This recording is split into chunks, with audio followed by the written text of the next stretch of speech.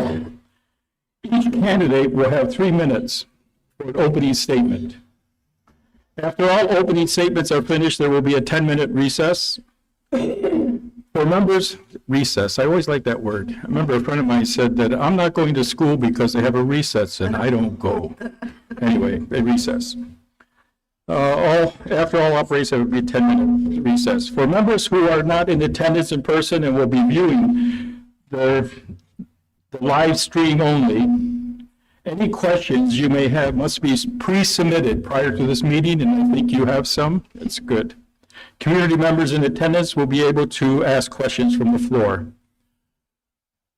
Questions can be sent to candidates at mbq-tmnt-org in advance of the meeting. Partway through the questions and answers, there will be again a 10-minute break. Candidates will have 1 minute each for a closing statement. It says argument, but we don't argue. Okay. Rules for candidates. Each candidate will have 3 minutes to make an opening statement. Time will be strictly enforced. Candidates may not award any of their time to another candidate.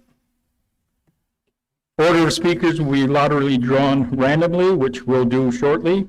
Candidates are not allowed to ask other candidates questions during their statements. Candidates will have 2 minutes to respond to a question. Candidates will have 1 minute to respond to a rebuttal question, and there can be rebuttal questions.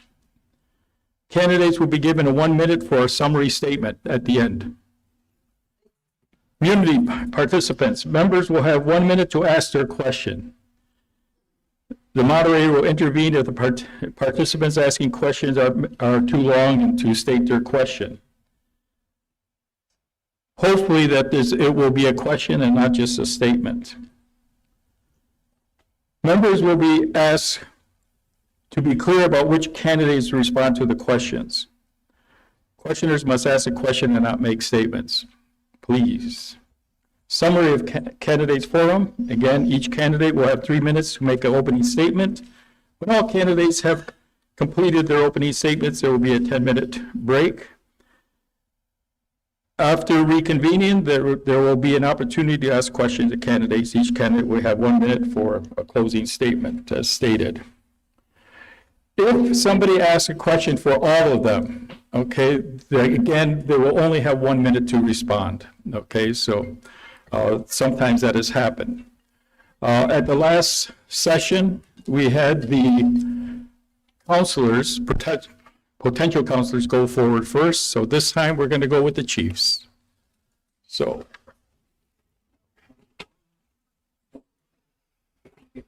Number. And you are. You go one. You be two. You started out. He always hands it. Okay, now for the council.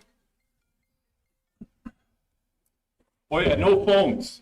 Any phones, everybody gets $50 each from anyone. Yeah. Number 3. Okay. Did council go first, please? No, chiefs go first. 4.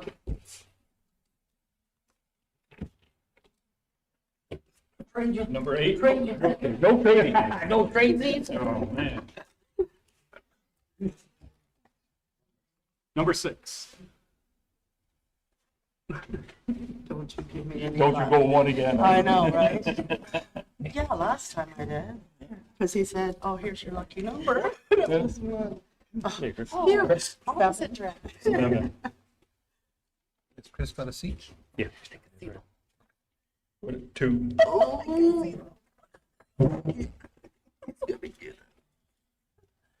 Sorry, Jack. Number 1.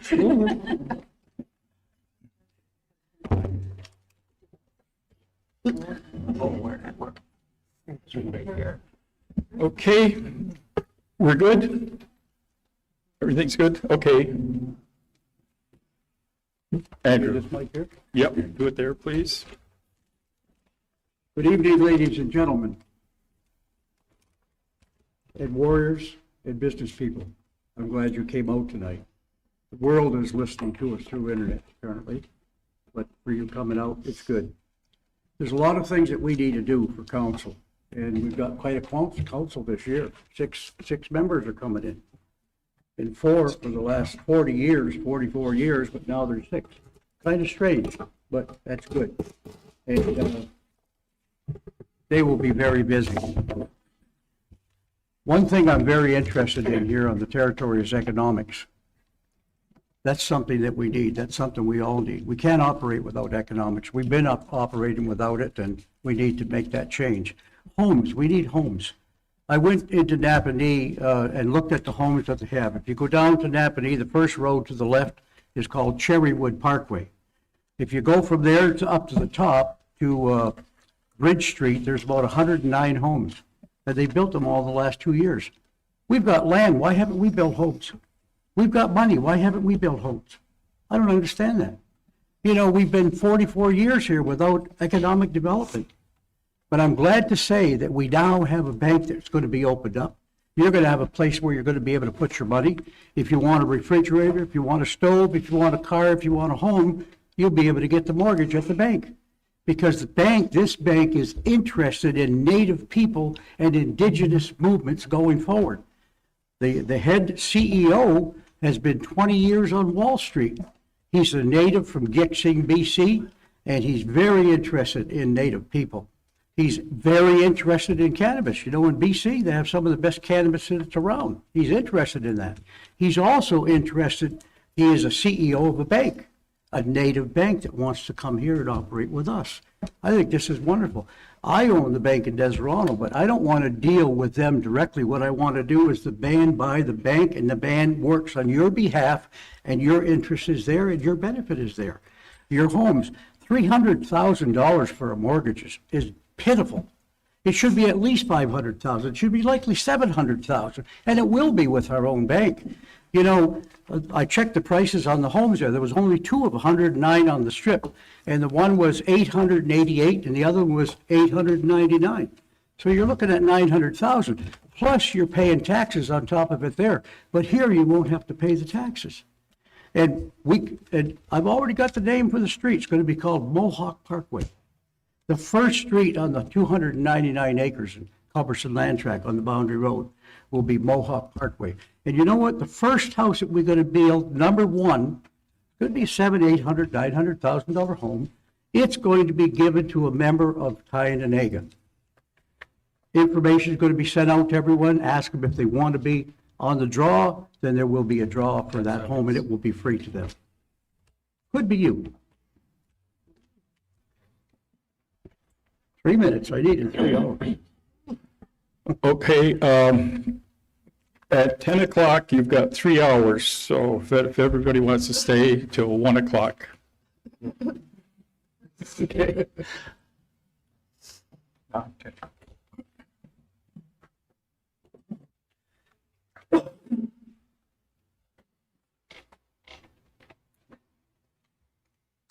Thank you, Peter. Good evening, everyone. Seiko Sawa Gwego. Yonyats Adarot Sarillo Runatayoni. My English name is R. Donald Miracle, and I'm the elected chief of the Mohawks Bay Quinte, and I'm a member of the Wolf Clan. I would like to thank my nominators, Kayla and Kyla Green. I thank them for their support. I also like to thank my staff for their hard work and dedication over the last 30 years where I have served the community as the chief, and 12 years prior to that as the elected councillor. Our council has been busy and focused on infrastructure projects, housing, land claims, long-term care, and water line projects in the community. This year alone, we've installed $44 million in water lines throughout the community, 21 kilometers, servicing some now 679 connections, plus 313 on the Bayshore Road. We have to take a look at if we're going to have economic development, we must ensure that our distribution hydro lines are up to par.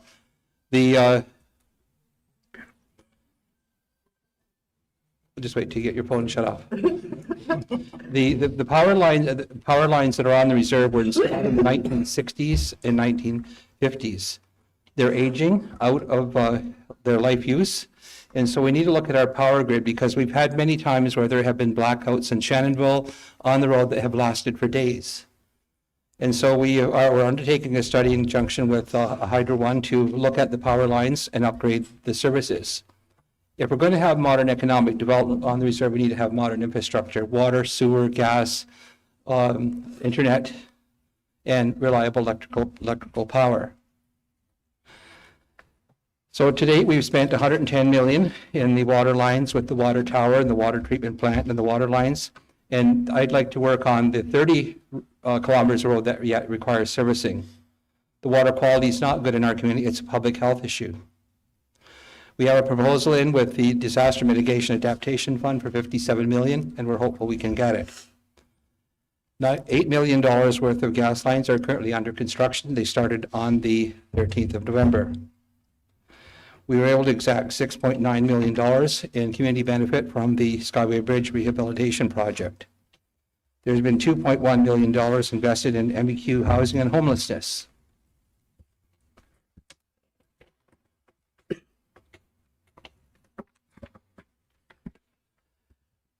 There is a chronic need for additional affordable housing in our community. We have to combat poverty. There's growing poverty. Many people on low incomes are challenged to be able to afford groceries and utilities and insurance and the cost of living. We estimate. Thank you. My election flyer is at the back. Please read it.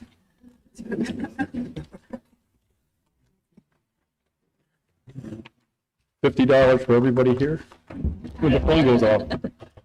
Okay. We'll dispense with that one. I noticed that it's like church. Everybody sits in the back. Nobody comes up here. There'll be no collection anyway, so. And those were the two candidates for chief. Now we'll have Curtis, Chip Brandt.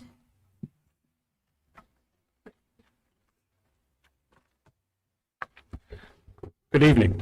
My name's Curtis Brandt, better known as Chip. I've been contemplating over the years about running for council. And 2 years ago, it was time, and I didn't get in, but I learned a lot in those last 2 years, and I thought, well, we'll try it again, see what happens. But I have quite a few issues too that we need to address here. It's infrastructure, and I'm same as Clifford said, economic development. That's what we need here. We need that. So infrastructure, economic development, we need to do that. Like the chief said, aging stuff.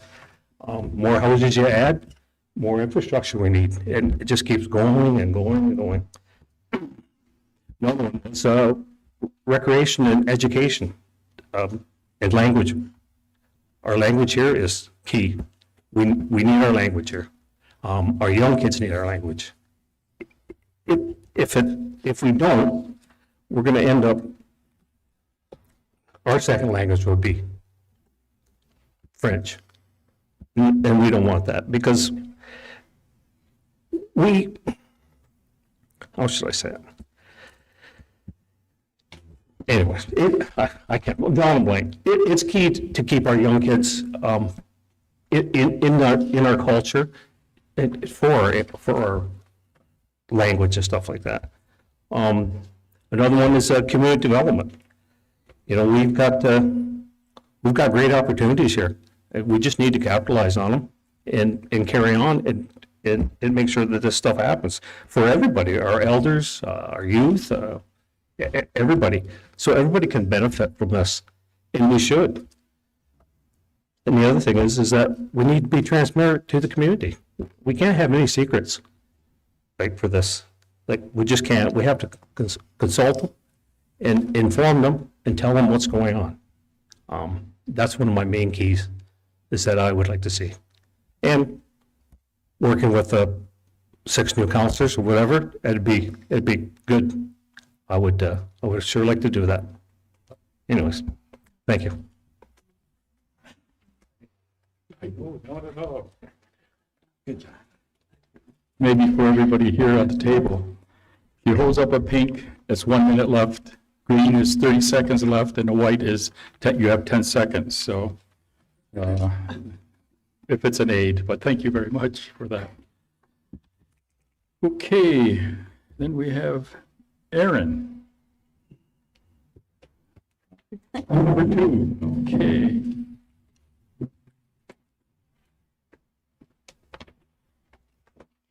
Hello again. Thank you for taking the time to come out and ask questions, share your opinions, and ask for the clarification and transparency that you all deserve. For those who are new here tonight, I'm Erin Ferrante. I am currently the administrative lead at Cont Midwives, and my background is a mix of administration, human resources, and health roles. I have 9 years of experience in human resources, which has taught me how to work with people and how to help them feel valued, motivated, and supported. It has taught me how to work with upper levels of management, how to bridge communication gaps, and has given me a better understanding of businesses' core structures and goals. My admin and HR experience has also helped build my communication skills, has taught me the importance of collaboration, trust, respect, teamwork, and how all of those skills factor into the success of a team, an organization, and potentially a council member. Working with Cont Midwives has also shown me how important it is to have a safe, healthy, accessible community, because the healthier our community is, the healthier these young families that are bringing our next generations into this world, or are carrying the seeds of our next generation, are going to be. Not only physically, but also emotionally, mentally, socially, and spiritually. Oh, sorry, am I too close to that?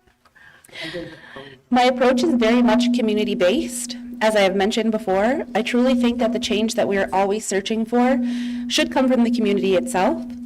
I believe that if council is not the enemy and our members are heard and their concerns are validated, then we can start to rebuild the trust between community and council. There are so many people in our community in different roles that hold such important knowledge that is so vital and valuable to the sustainability of our people. I truly think if we're able to find a way to come together and the relationship between community and council is rebuilt, then together we can move forward and be much stronger and make much more of a meaningful impact. Ultimately, I am passionate about the potential of this position with council because I do want to advocate for the families of our community who need more, who need safer, who need access, and who need resources, because that is all of us now or at some point. I feel confident that I can use my voice to advocate for the creation of change that is responsible, ethical, transparent, and safe, and that I can represent the community holistically and with integrity and passion. Thank you.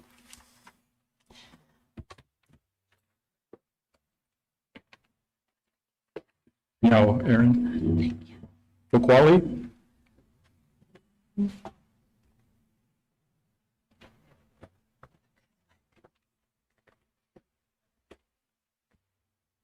I'd like to thank everyone that's taken their time out of their Monday night to join me and the other candidates in the question and answer night for the 2023 elections.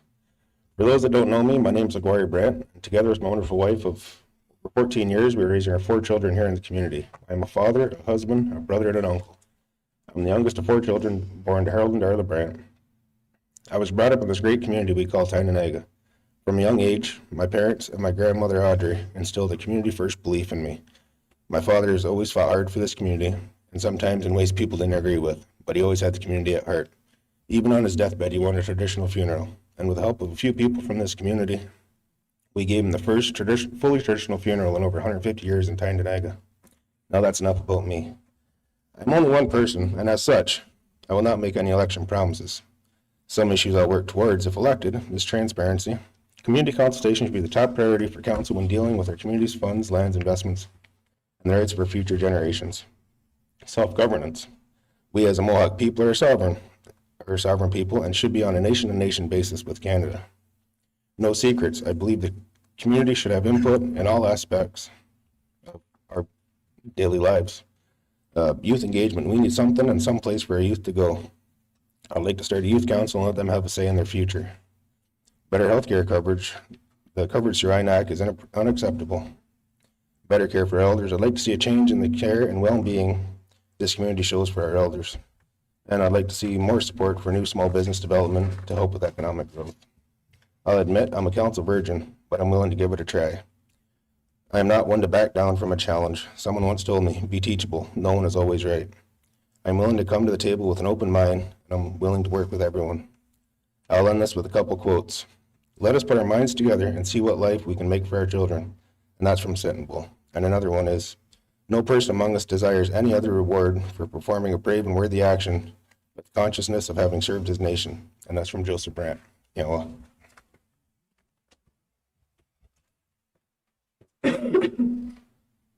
Now, you have microphones in front if you feel comfortable with that, or if you still, everybody wants to come up here, you have a choice. Okay, Chris? Which Chris? My number 4. Only two fours. Chris Brandt will now speak. Once again, I forgot my notes. Well, then I'm just going to have to wing it like I did before. As announced, my name is Chris Brandt.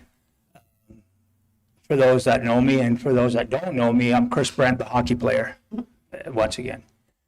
I forgot to mention the first time we were out that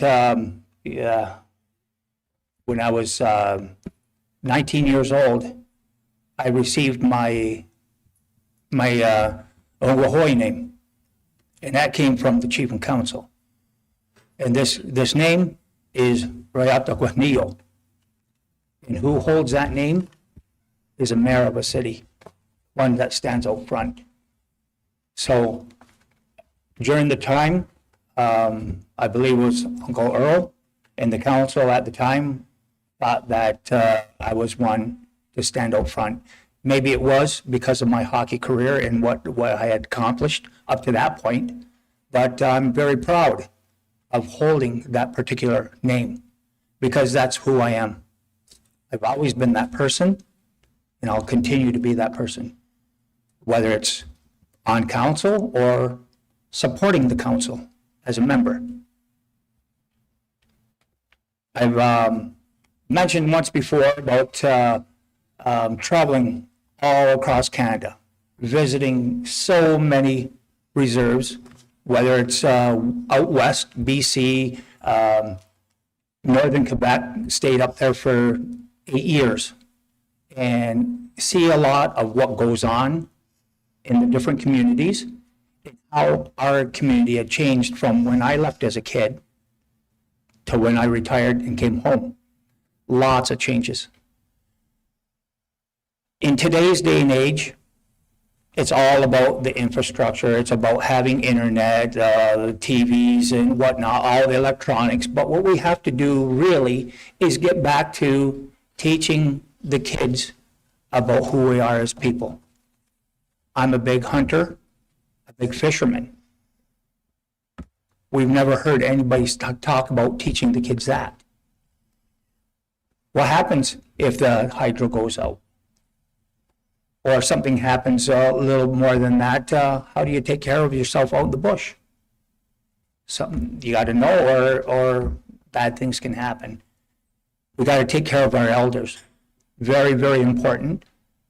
And also, I feel that this community needs a recreation department again. We're one of the only communities of all across Canada that do not have a recreation department. So anyway, that's my time. Thank you very much. You know,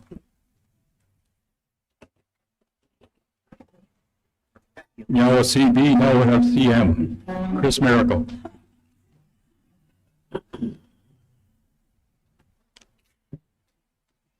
So there you go. I'd like to thank everybody for coming out tonight. I'd like to acknowledge the fine Mohawk women who were nominated for election. As stated last week, my campaign is to have fewer portfolios and do a bang-up job. For someone to stand up here and say, I'm going to do this and education, this and that, one person just cannot, or even trying to, is 6 or 7 people trying to do a little bit of everything, I think you'll do a bad job if you try to do everything. We need to implement a food security strategy. Climate change, we must do our part, as we are all original stewards of the land. There is a housing crisis. If elected, I will lobby TMC to start phasing in the conversion of rental homes located within here on Brent towards eventual home ownership. Give people a chance to own their own homes. Of course, that means we're going to build a lot more houses to backfill from the sale of the rental homes. I have ideas, and I'm curious to hear what your ideas regarding Culbertson. We need to identify means to enhance the revolving loan program so that more and more families can access the loans that they need. Ownership is the number one indicator of wealth accumulation. Family there is the opportunity of home ownership. Community safety. We're getting ever closer to establishing our own standalone police force. Negotiations are moving in a positive direction.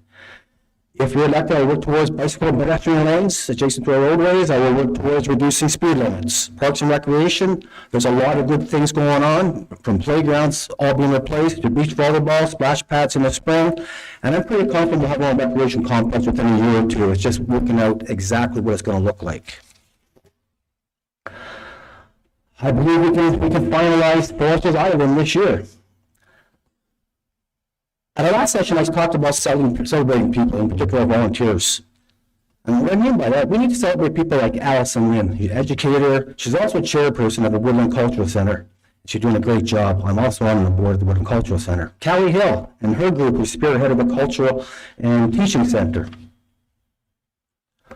We can do a better job. We must do a better job at attracting outside investment and creating jobs. We all talk about self-sufficiency and sustainability. Until we develop our own industrial sector, our own economic development, we will never achieve true sustainability.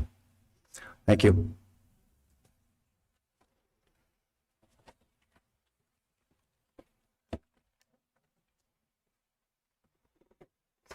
Thank you, Chris.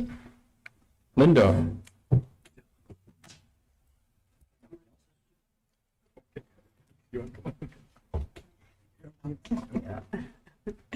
Hello, everyone. I'm glad to see everybody come out tonight, especially when it's so cold. My name is Linda Dwayne. Most of you know me. I've grown up here. I've worked here. I've played here. I babysat here. I've kind of touched everybody here in some way or another. I do a lot of volunteering. I volunteer. I try to help my community as much as I can. My parents have always taught me that a community raised me, you give back to that community. So I try to give back as much as I can and where I can. Yes, I did run last time, not this last period, but period before, and I ran for the 2 years during the pandemic. That scared a lot of me, and it takes a lot of nerve to come and stand in front of you and to be able to say what's in your heart, what you can do for your community. I know I've made some mistakes when I was on council, but I was also a greenhorn, and I've learned a lot. The biggest lesson I learned is that everybody here is equal, regardless of what you think your standing is. We are all equal. We're all brothers and sisters here. And I'd like us all to start treating each other the same way, the way we used to. And the other thing I'd like to see is our youth. Last time I tried to get a youth council started, and I still would like to see that started, because it's our youth. Our youth is our next 7 generation. This is going to be our next leaders that'll be sitting at this table. So we need to inspire them. We need to give them encouragement to be able to stand here, because it takes a lot to be able to stand here, or even to sit here and throw your name into that. So I'd like to see that, and also for our, I'm getting my time. And I'd also would like to see, and I know housing is a big thing, and I'd like to see our people build for our own. We did it before, and we can do it again. And that's how we can employ a lot more of our people and our youth, and so that they can be able to stay here instead of have to go somewhere else to work. Thank you very much, and appreciate your time. Meow.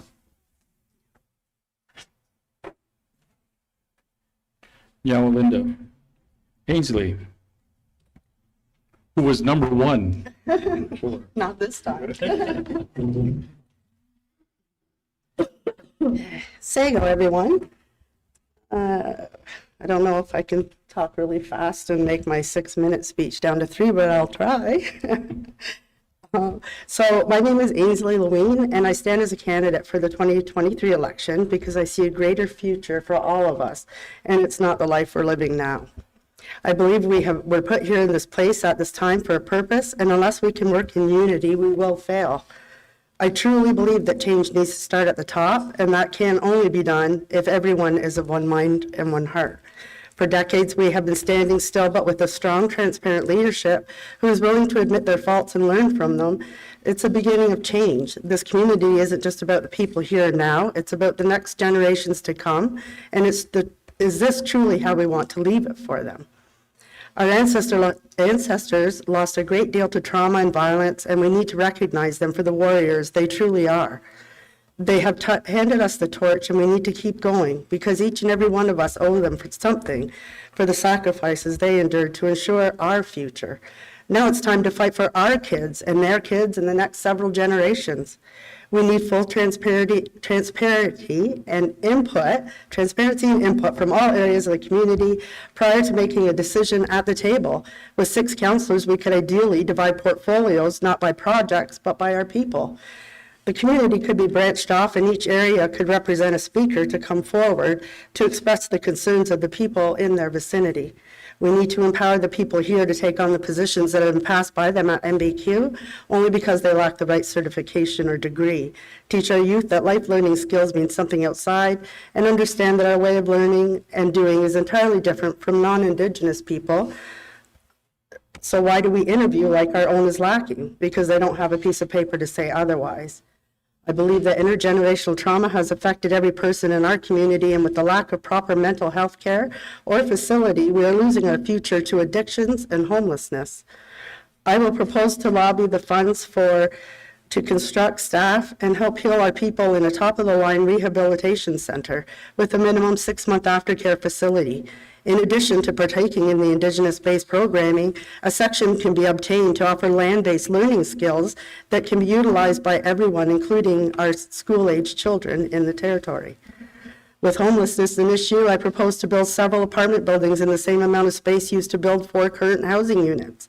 I also intend to review the current housing policies and procedures and determine why so many young families and single adults remain on the waiting list for years.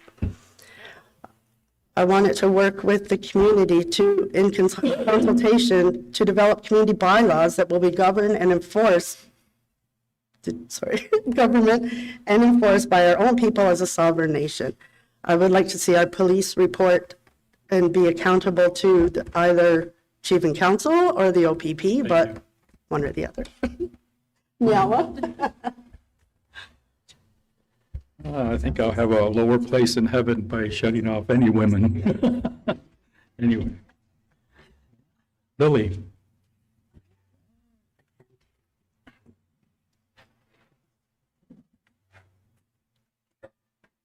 Good evening, everyone. I hope you can hear me. Thank you for taking the time to come out and to look at your new council here. I am family and community oriented. I lend a hand when I can, where I can, and if I can. The economic development here on Tyendinaga Mohawk territory is ongoing. Therefore, the new council will be learning how to keep moving forward with all that's been started, all that's in the makes of going forward. We need a team willing to work hard for you. As I looked at some of the roles and responsibilities as a potential counselor, the current portfolios are staggering, therefore requiring hard work, transparency, and dedication. Choose wisely who you believe is that person that's going to represent you and to speak for you and to act for you accordingly. I strongly believe in communication. It's very important to me as we've lacked in areas to reach more diverse and much-needed support. Community members don't often get up-to-date information in a timely manner. Therefore, they have no internet, so they can't access information and support a lot of the events that would be helpful to all of us. This, I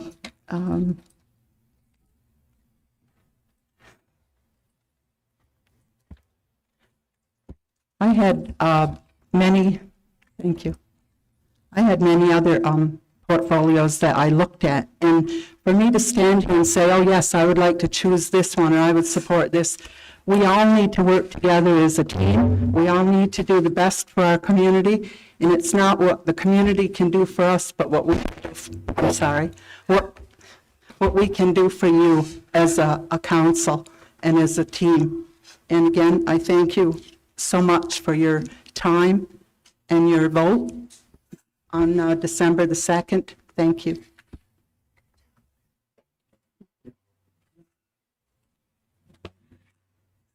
Yeah, okay, we'll take a 10-minute break, and then we'll come back with questions from the community and also from outside audience.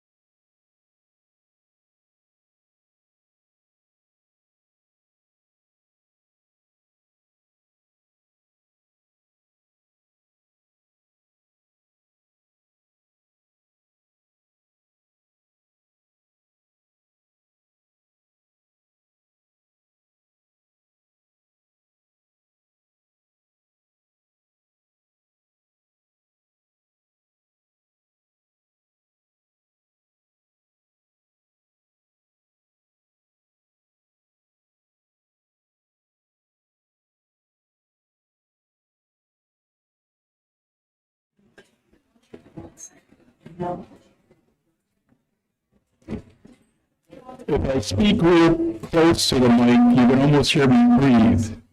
Is this better? In the back, can you hear me? We're good? Because I'd rather probably speak from a little distance away.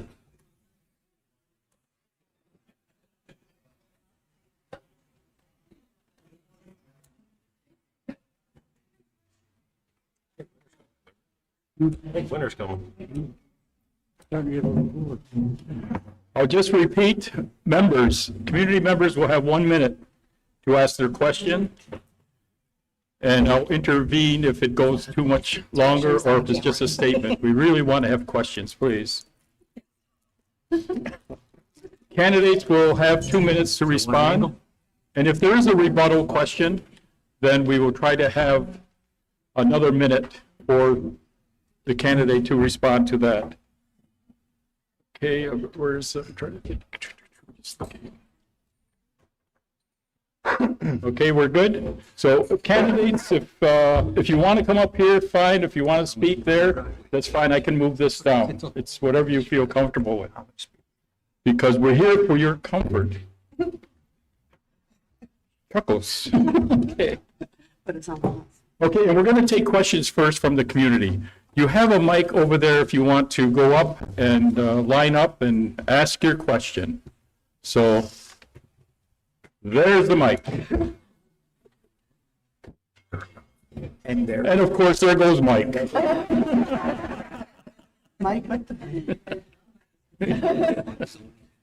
Go ahead, Mike. Residential areas.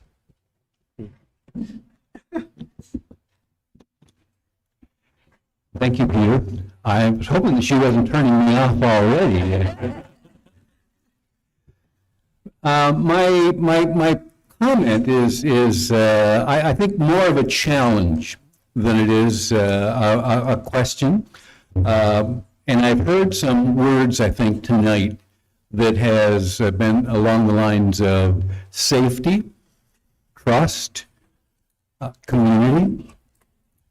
And my challenge to those people who will be successful as our new council is to take a very serious look at what we need in terms of our leadership.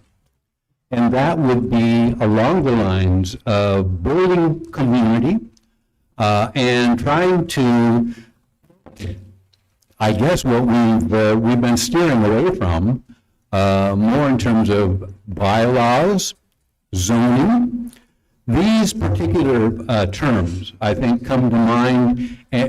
Mike, we need a question at some time in our lifetime. Okay, and I will do that. Thank you, Peter. But again, that challenge, I think, is to all the council to be able to stand up and serve us as a community and take us from that lawless part that we now are in. So a question then, I guess, and I'm not sure who this will be directed to, what are you prepared to do to provide leadership in the way of giving us, building into this community, some bylaws that's going to offer some direction? Thank you. This is for everyone, so for anyone of the chief or council who wish to respond as candidates, it's up to you to respond. You have 2 minutes. Okay? As I said, economic development is the thing that we need, and we have a bank that's willing to come and set up with us. And the CEO has worked 10 years in New York City. He's worked for Goldman Sachs. He's worked for Blaney Smith. And he is a native from BC, Gitsing, and he is the CEO of the First Nation Bank. He is very interested in casinos. He said that the casinos in New York, in the States, that are native owned are doing $40 billion a year. Think of it. Las Vegas is doing 8.3. But then I have an individual from Macau who wants to put $2 billion in our property here and help us develop where we can do tremendous. And Macau takes in $19 to $20 billion per month. I guess they could help us, couldn't they? But what we really need is banking. We need to be able to go and borrow money for cars, for business, and promote each other. Okay, thank you. When it's directed to all council and for the chiefs, you have 1 minute to respond, okay? But if it's an individual, go ahead, please. So in terms of governance, when cannabis came into the community prior to coming here, because that's what I'm sure Mike is talking about, is we did have numerous community meetings. We had community consultation. I think there must have been at least 7 or 8 community meetings. They were well attended. We heard from the community, and from that, the cannabis law was drafted to regulate the cannabis in the council, the community. The council a few years ago passed a motion that all of these laws have to go to the community. There has to be 2 readings in the community, and it has to go for a vote, and it would be community law. It went for a vote, and there was very, very low participation. I think 300 and little over 300 people of the 1,200 or so homes in the community, 2,200 people that live in the community participated in that vote, and the vote was divided. About 153 against and 157 for. So it was very marginal. So the council Thank you, Don. felt it didn't have. Can I finish answering this question? Because I think it's important. Okay. No, please, go ahead. Sorry. To talk more about the bylaws, I think that is something that is really important, and going forward, creating new ones, and not so much giving it an option, but having them be fitted specifically to what the community needs are. So I think we're to the point where we know that we need bylaws, but now it's to the point where we need to have the community consultation to enact bylaws that work for our community. There's no sense in inputting things that the community doesn't agree on, or it doesn't make any sense for what we need here, but we should definitely start them ASAP. I know there's a lot of problems going around right now with gun control and drugs and stuff in the community, so we should do that ASAP. Sorry, I got Thank psyched you. out with the 10 seconds. Now, anyone else? Yeah, I'd like to add about bylaws being very important. The chief and council, I guess, can put the vote through, but I think the real input have to come from the community members. One thing that I'm seeing more and more that I disagree with, and I could be wrong, but there are non-native coming onto the territory with stores. They are selling tax-free, and that money is going in their pockets, not ours. Why is that? These stores, if they are native, they should be owned by native, not non-natives coming onto the reserves. I think something has to be done with that, because, yeah, we're selling off our res, right? We're selling off our community. Thank you. In response to Mike's question, for years I've heard that we have no bylaw enforcer. And that would be a big commitment for anyone because of the flack of approaching people to change that. And it said if there's no bylaws, we're not breaking any law. So I think as a new council, that's something that we really need to look into and to see what we can do to enforce or to put in place a bylaw enforcement. Thank you. Any other council member, candidate? I just took this away from you. Thank you. For the bylaws, yes, we need bylaws and we need zoning, but what we really need, we need enforcement. We gotta have enforcement to deal with those bylaws and zoning. So that's where council really needs to dig in, is to work on our police force. Once we can get that in, then we can really crush down on these bylaws and zones. Thank you. Where is Tom, Dick, and Harry, right? Okay, anyone else? Go right ahead, please. I just wanted to say something about those bylaws because there's some people that got charged on this reserve when they were protesting the removal of our land. Okay, we sat here on a little wee tiny piece of land that's left. But it went from people moving on our land, taking over our land, to the point of this little place that we have, people are digging big holes, and there was a bylaw. It was made, and my oldest sister Audrey, she was a part of that back in '79. But here we had no one to enforce it.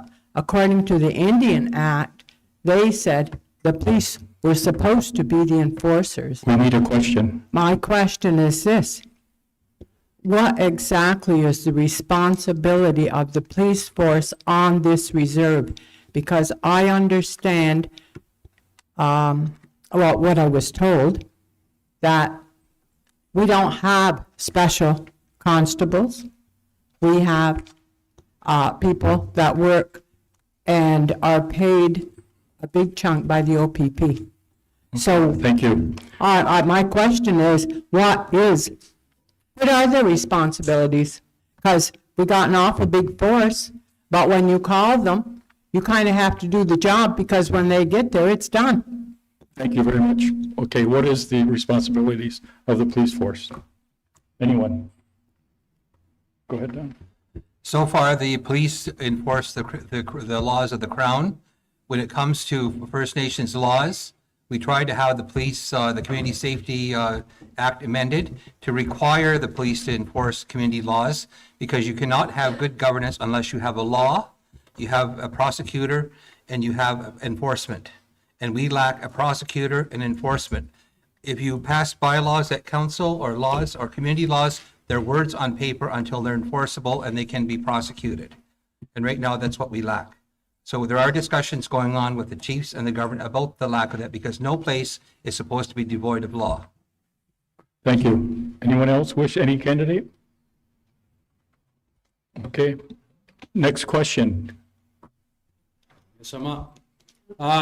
My question is, see a lot of new faces, which is nice to see. The question is, pretty concerned on how the ban kind of went behind the people's back on this golf course thing. Now, I don't know what you guys all feel, but my question to all of yous are, what do you think about that? None of us, I don't know how many is golf in here, but I sure don't. I don't see where it's an advantage to me. So I'm asking you guys, what do you think how that all went down? On the golf course, okay. On the golf course, yeah. I'd like to start, I was a big golfer and I'd golf 2 to 3 times a day. But I got away from it. I honestly didn't know that the golf course was being bought. Myself personally, I'm up here running, but I would, as a member, I would like to see, after the year has gone past now, what are, did the golf course make money or did they lose money? I don't know that. I'd like the transparency of the golf course to be shown to the people. Like, I would like to know myself. So, anyway, Good. Thank you. thanks, Ken. 100%. I can add to that. We haven't seen nothing on paper that how it's doing or how we're gonna make out from that. Okay, first of all, I do agree with the accountability part of it, but unfortunately, it's not, the release of information from that corporation is up to the board of directors, not the chief and council in their role as chief and council. I have raised this issue. There's a legal principle called piercing the veil. Anything that council is involved with, they're supposed to be accountable if they're involved.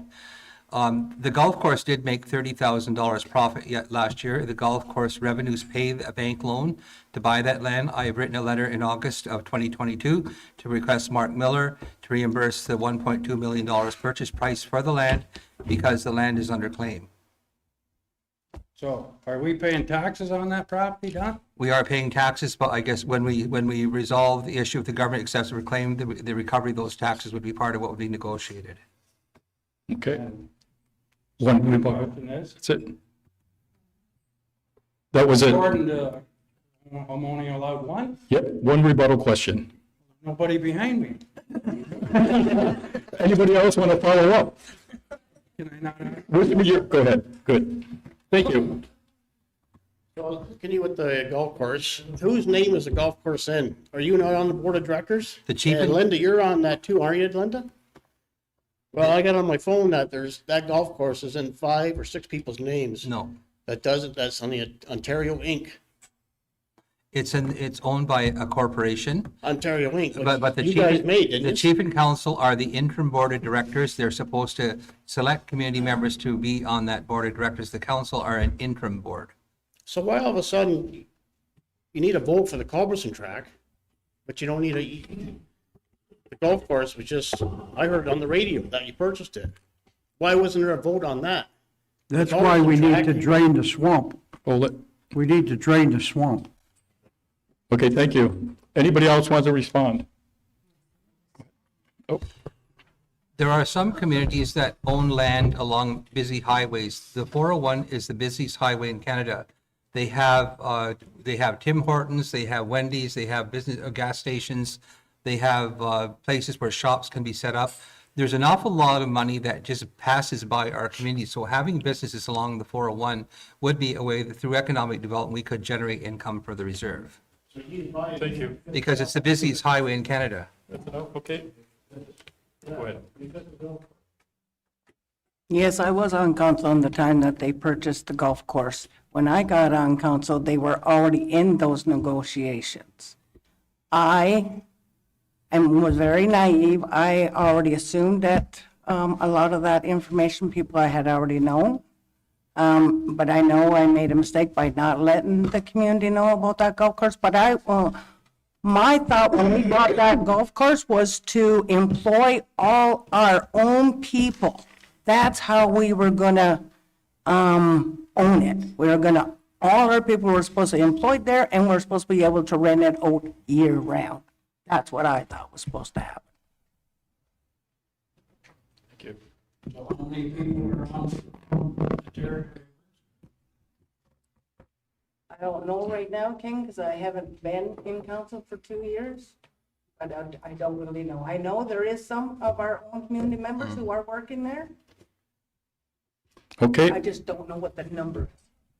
I any other can't, question? there's only about 4. There's only about 4. And I'm one of them. I think we should be selling that. Yeah, but Yes, yes, yes, yes. Okay, another question, please.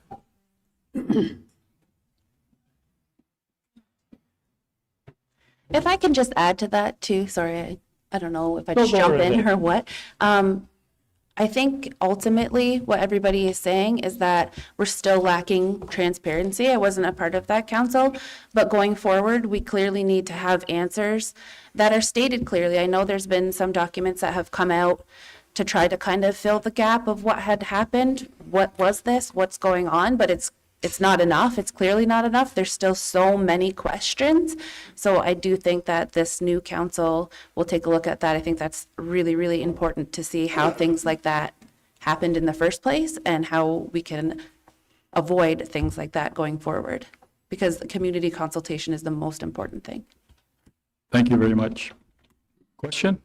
Yeah, so I have a question. Well, first of all, I want to say I appreciate the fact that you want to bring a bank, Clifford, to the territory, but a $500,000, $600,000, $700,000 mortgage is very expensive to pay, and people that are earning the wages that we do at MBQ would be impossible to pay that kind of a mortgage payment. But I work in social assistance, and I know that my clients, who are the ones that are in most need of housing here in the territory, can't afford that. So we need something that is more affordable for the people that need it the most. And I just wondered how you were going to do that, Clifford. That is the question. What are you going to do about that? How do you propose, besides a mortgage, for someone who is in most need to Good be able to pay for housing?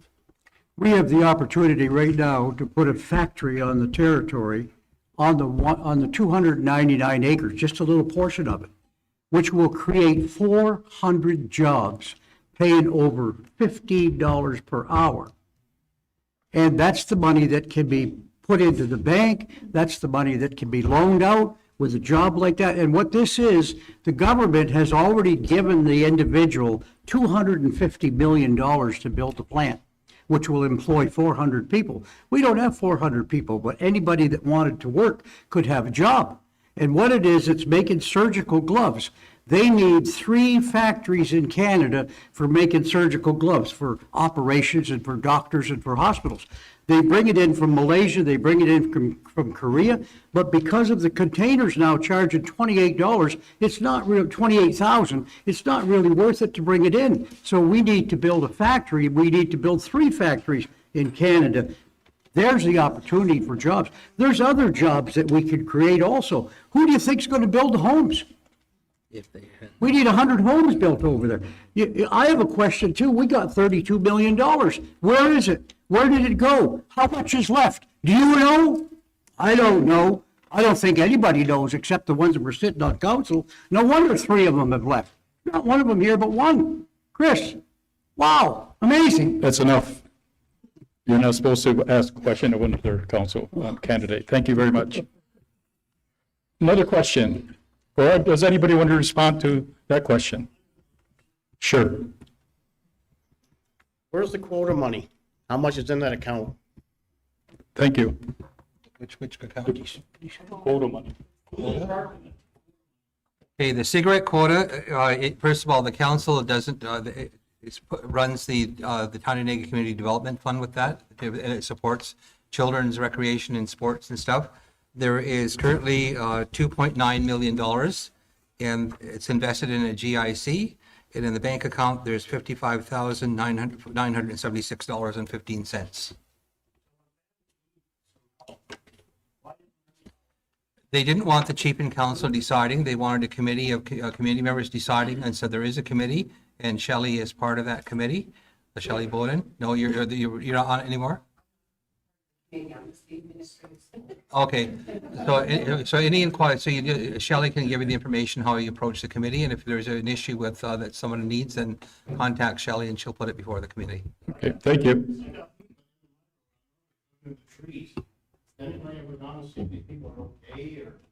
Again, it's handled by the committee, not the council. That quota system is illegal, and that quota system will be taken down, and the people that have been dragged that money out of them, it will be returned to them. Mark my words as I'm saying that. It will be returned to them because it's illegal. The quota system is illegal. But we don't have people standing up asking for our rights. We have rights. I fought the gasoline tax for 3 years. Why do you think we have 35 gas stations here? Why do you think we have 50 cannabis stores here? Why? People want to do something. They want to create. You can't drag money out of your people when they're trying to build. It's wrong. It will be changed. Thank you. Next question, please. Anybody?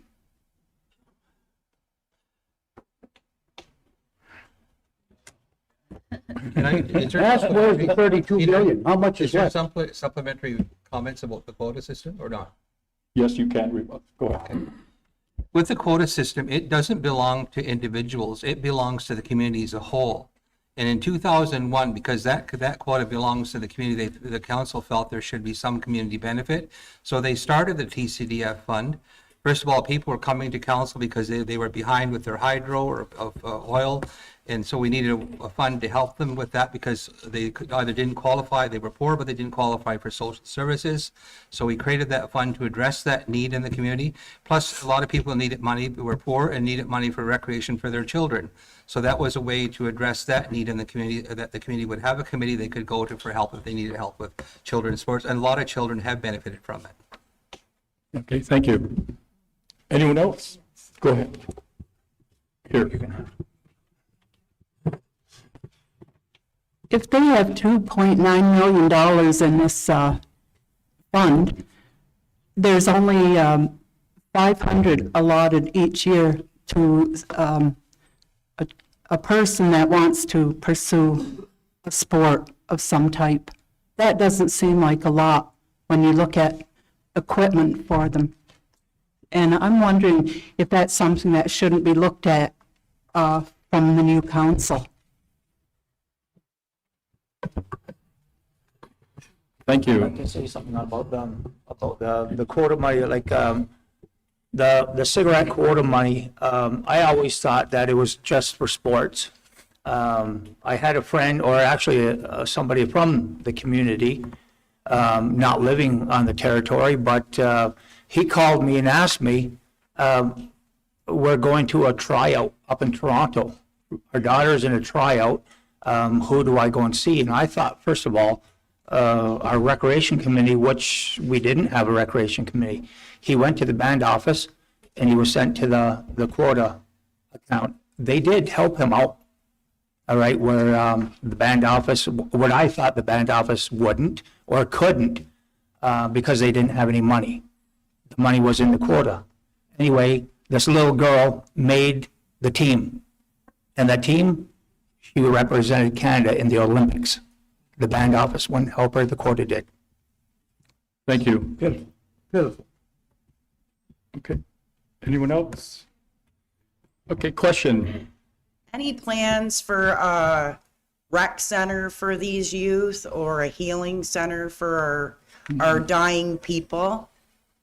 I hear bylaws and I hear money floating around. You know, these kids are lost. I live in the subdivision and these kids need guidance. They need somewhere to go. My kids are in Brazilian Jiu-Jitsu and I take them 3 times a week to Napanee and their instructors are from here. But because we don't have a rec center here, we have to go off-res, which is more money. So if we have all this money floating around, let's build a rec center. Let's build our kids up so that they can hit the Aboriginal Olympics that they just had. Like, they were so proud of themselves. They could train all year. That's like aiming for something, and we could support them, you know? And a healing center. We need healing centers here. We're the only res that doesn't have a rec center or a healing center. So the question is, what are the plans for either a rec center or a healing center? Who wants to take it? I can. So the recreation complex is currently being designed. Whether that's going to be the final design, I don't know, but there's been a couple of designs initiated. I think this is the design number 2. So it's in the works. It'll just have to be designed and come back to the community. Go ahead. As for the rehabilitation center, that is something that I think we really need on the territory, as well as an aftercare program. Most of our youth are suffering from addictions and homelessness right now, and I think that's something that has been happening for years, and now it needs to be, we need to take care of our people. And if that's the way we do it, then that's the way we do it. Everybody else has a facility that is completely run by Indigenous health workers and mental health workers, and that's what our people need, not a rehab center in Toronto where they're surrounded by a bunch of non-Indigenous people and no culture. But we need it here because I can't even guess how many addictions we have on the territory, but it's amazing to see how bad it is. Thank you. Hold it. Rebuttal? There is no youth committee here to even help with the, you need to get the youth involved to help build their own center. You know what I mean? Get them together and let them be what they have to say. Thank you. But Aaron was going to respond to it. Oh, I am now. No, that's okay. So the Parks and Recreation Committee is kind of new. It's been on the territory. I think this is just the second year, so still like in the early development stage. But that is one of the things that they're trying to work on and to get the community involvement too and to have more youth on it. Has been a struggle to find more people, but the more people that join, the better it will be because they'll be able to do so much more things. When there's only a handful of people on it, it's kind of like just pushing stones and moving mountains, but the more people that's there and the more youth, it will just be so much better. But that is a committee and you should tell all your youth to join it. It's open, join it. Thank you. Next question. Or anybody else wants to respond? Yeah, I'd actually like to, Go ahead. to mention about that. And as I had mentioned before in the first, and a little bit here, just to touch on, I've traveled all over Canada to different reserves. And who it is the NHL native alumni team that I belong to. We go into different communities and we talk to the kids about the importance of an education, the importance of staying away from drugs and alcohol, using their own minds, and focus on following their dreams.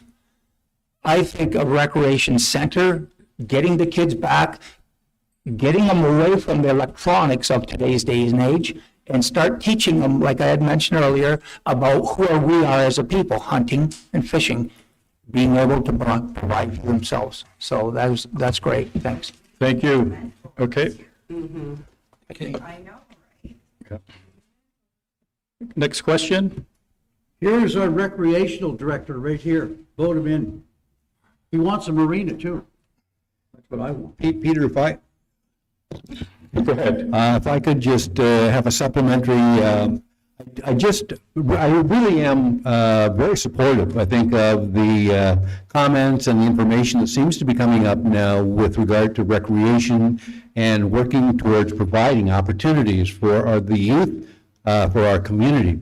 But I really do want to come back, if I can, with a question about who among our candidates are prepared to step forward and show some leadership in providing bylaws or something that would help us to regain our community, our neighborhood communities.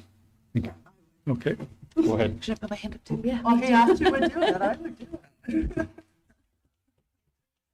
Good question. Anybody? I Go think ahead. the word bylaw is a word that I guess is not ours per se, right? It's kind of going more to a Western way, but it doesn't necessarily have to hold that meaning. It should be something that's enacted by the community as a whole and that works in the benefit of the community. I know I said that already. But I do think it's really important to work with our police station because I know that they're in progress of moving how they're funded as well to be more, or to be self-administered, which is a huge step in the right direction towards sustainability and being run by your own. So working with them and providing the support from council instead of having the division that there is now is really important, I think. Okay, thank you, Chris. Yeah. 25 years ago, I worked with Alan Pratt and we developed a residential construction bylaw 25 years ago. One person said we don't want it, it went away. A year ago on council, I said, hey, we need a residential construction bylaw. What's gone off the study? But yet, 25 years ago, we developed it and was lawyered to death, but now it's gone off the study. So yeah, I will step up and say, we need residential construction bylaws, we need anti-dumping bylaws. I'm pretty sure it's non-natives now coming here and dumping here because they can get away with it. All I've heard is we can't. We can. I mean, all I heard is, well, we don't have the institutions, we don't have the bylaw enforcement. You can contract the bylaw officer. All I've heard is why we can't, but we can. It's much easier than we think. It's just, we need the political will. And I'm sure with this group, we'll have it. Thank you very much. Go ahead, Ainsley. So, I know we've had talks about implementing bylaws for years and years and years. I've been with MBQ for over 30 years. I'm not now, but I was with them for over 30 years. And I can't tell you how many bylaws were constructed or drafted, and then nobody would follow them. So, for example, evictions, they talked about doing an evictions for people who are not paying. And when it came down to it, they wouldn't follow through. So I think the issue isn't the fact that we don't have the bylaws. The issue is the fact that we don't have them and implement them because they're no good if they're just sitting in paper. If we're not going to push for whatever it is that we believe and that's our right, then it's no good. It's just garbage. Thank you, Ainsley. Anyone else? The police say that they cannot enforce the ban bylaws. If they're going to do any enforcement, they need a provincial court order or a federal court order. If they put their hands on somebody under a banned violent, that would be considered to be assault. And so that's the conundrum that about enforcement. And so it's very costly to get those court orders. It can be $10,000 to deal with one eviction. Like, we do need law. You can't have good governance if you can't have the lawmaking, the policy lawmaking power with the council, enforcement, and by the police, and prosecution by a prosecutor in a court system. And we lack those things. That's why we don't have good governance. Good. Thank you. Next question, go ahead. I was up earlier and I asked about the police force, what was their responsibility? I didn't really get an answer. I also heard about the golf course, who owns it, is it ours? And what's the revenue from that? But the last thing, people saying recreation center. Back in 1990, I went to Loyalist College and I did a part-time job under Rick Merkel, and it was a survey to see what the people in this community thought was important. It was a place for the youth. Well, you know what? 1990 was over 30 years ago.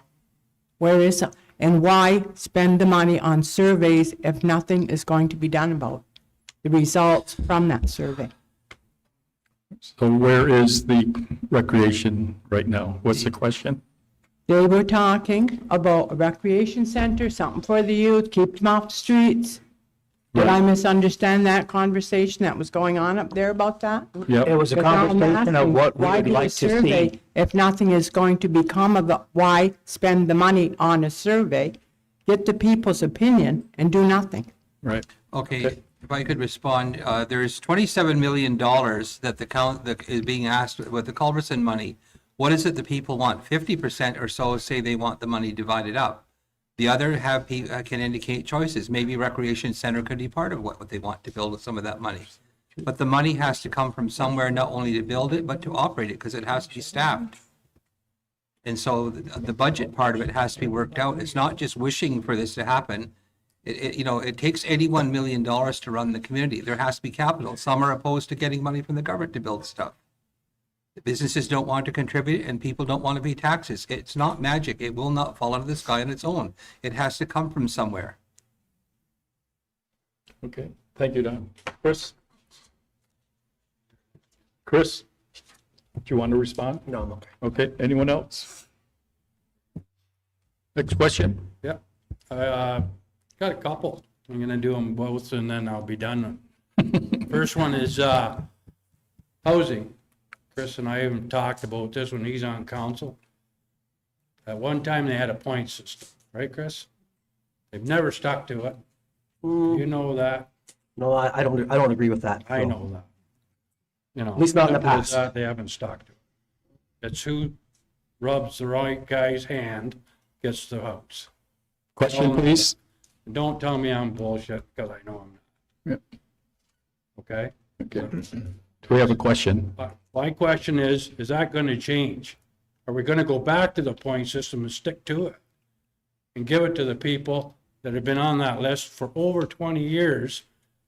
We got single people living in 4-bedroom homes and 3-bedroom homes down there. Is that going to change? Right, okay. That's my first question. Second question is, who pays the police force?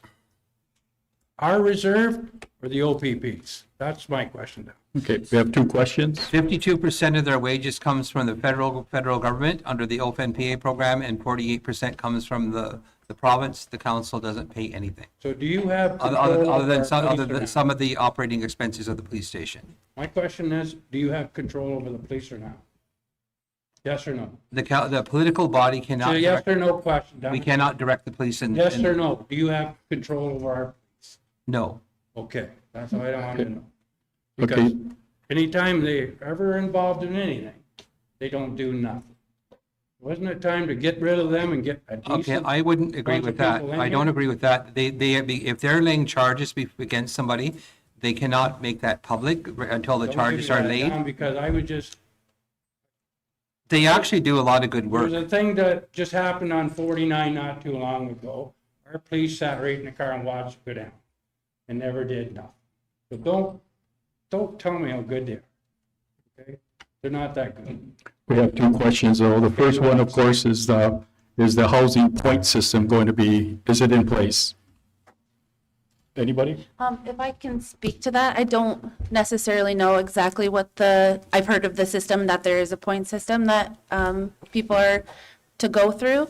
If that's not in place, and that is the best way to determine who gets into housing, then I think it should 100% be reviewed. I think the policies need to be reviewed annually, every year, to make sure that they are still working for our people, and they should be 100% transparent. There should be no ifs, ands, and buts, and no gray areas when it comes to that, because it is such a topic of contention here, and people do feel, as you had said, especially if it's a family member working there, that it should be so clearly transparent, and anybody should be able to see off the street, I see how that decision was made. So I think that should be reviewed wholeheartedly. In response to your second question, what I've heard was 52% was by the federal government and 48% is by the province. That's how it's So that's the funded. second question. That's how it's funded under the leasing agreement.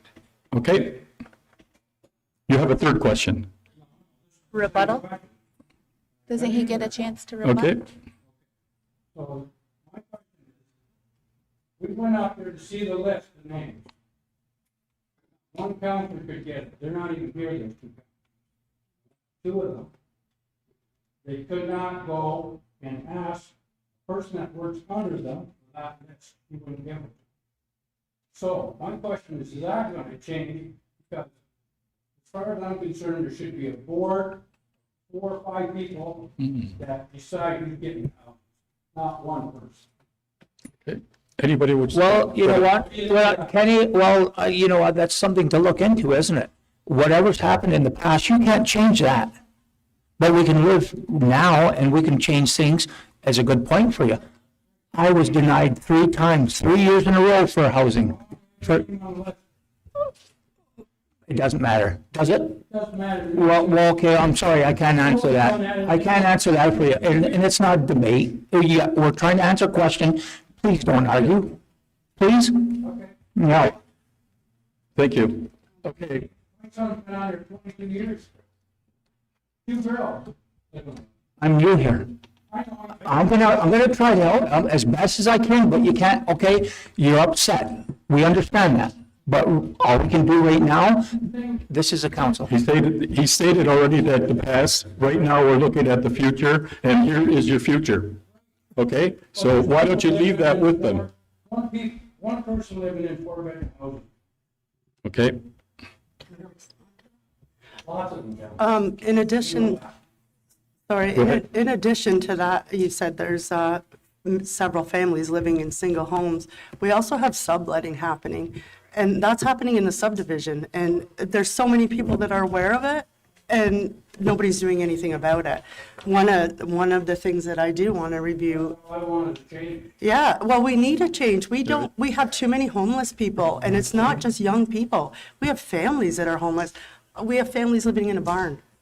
And that's not right. That we should not be doing that when we're keeping people who are non-Indigenous in a home. That's not right.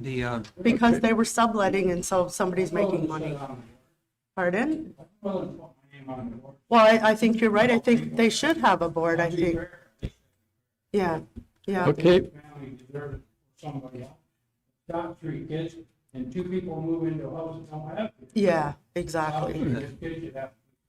Well, and their point system has been in place for years, and I don't know if it still works or not, like if they're still using it. And I went to but- Don, I went to Ted, I went to the other lad that just quit here, and they just shrugged their shoulders. Well, they need to review it, the policies, all of them in Yeah. housing need to. And I think we're hearing from them that that's, has to be under review. Another question?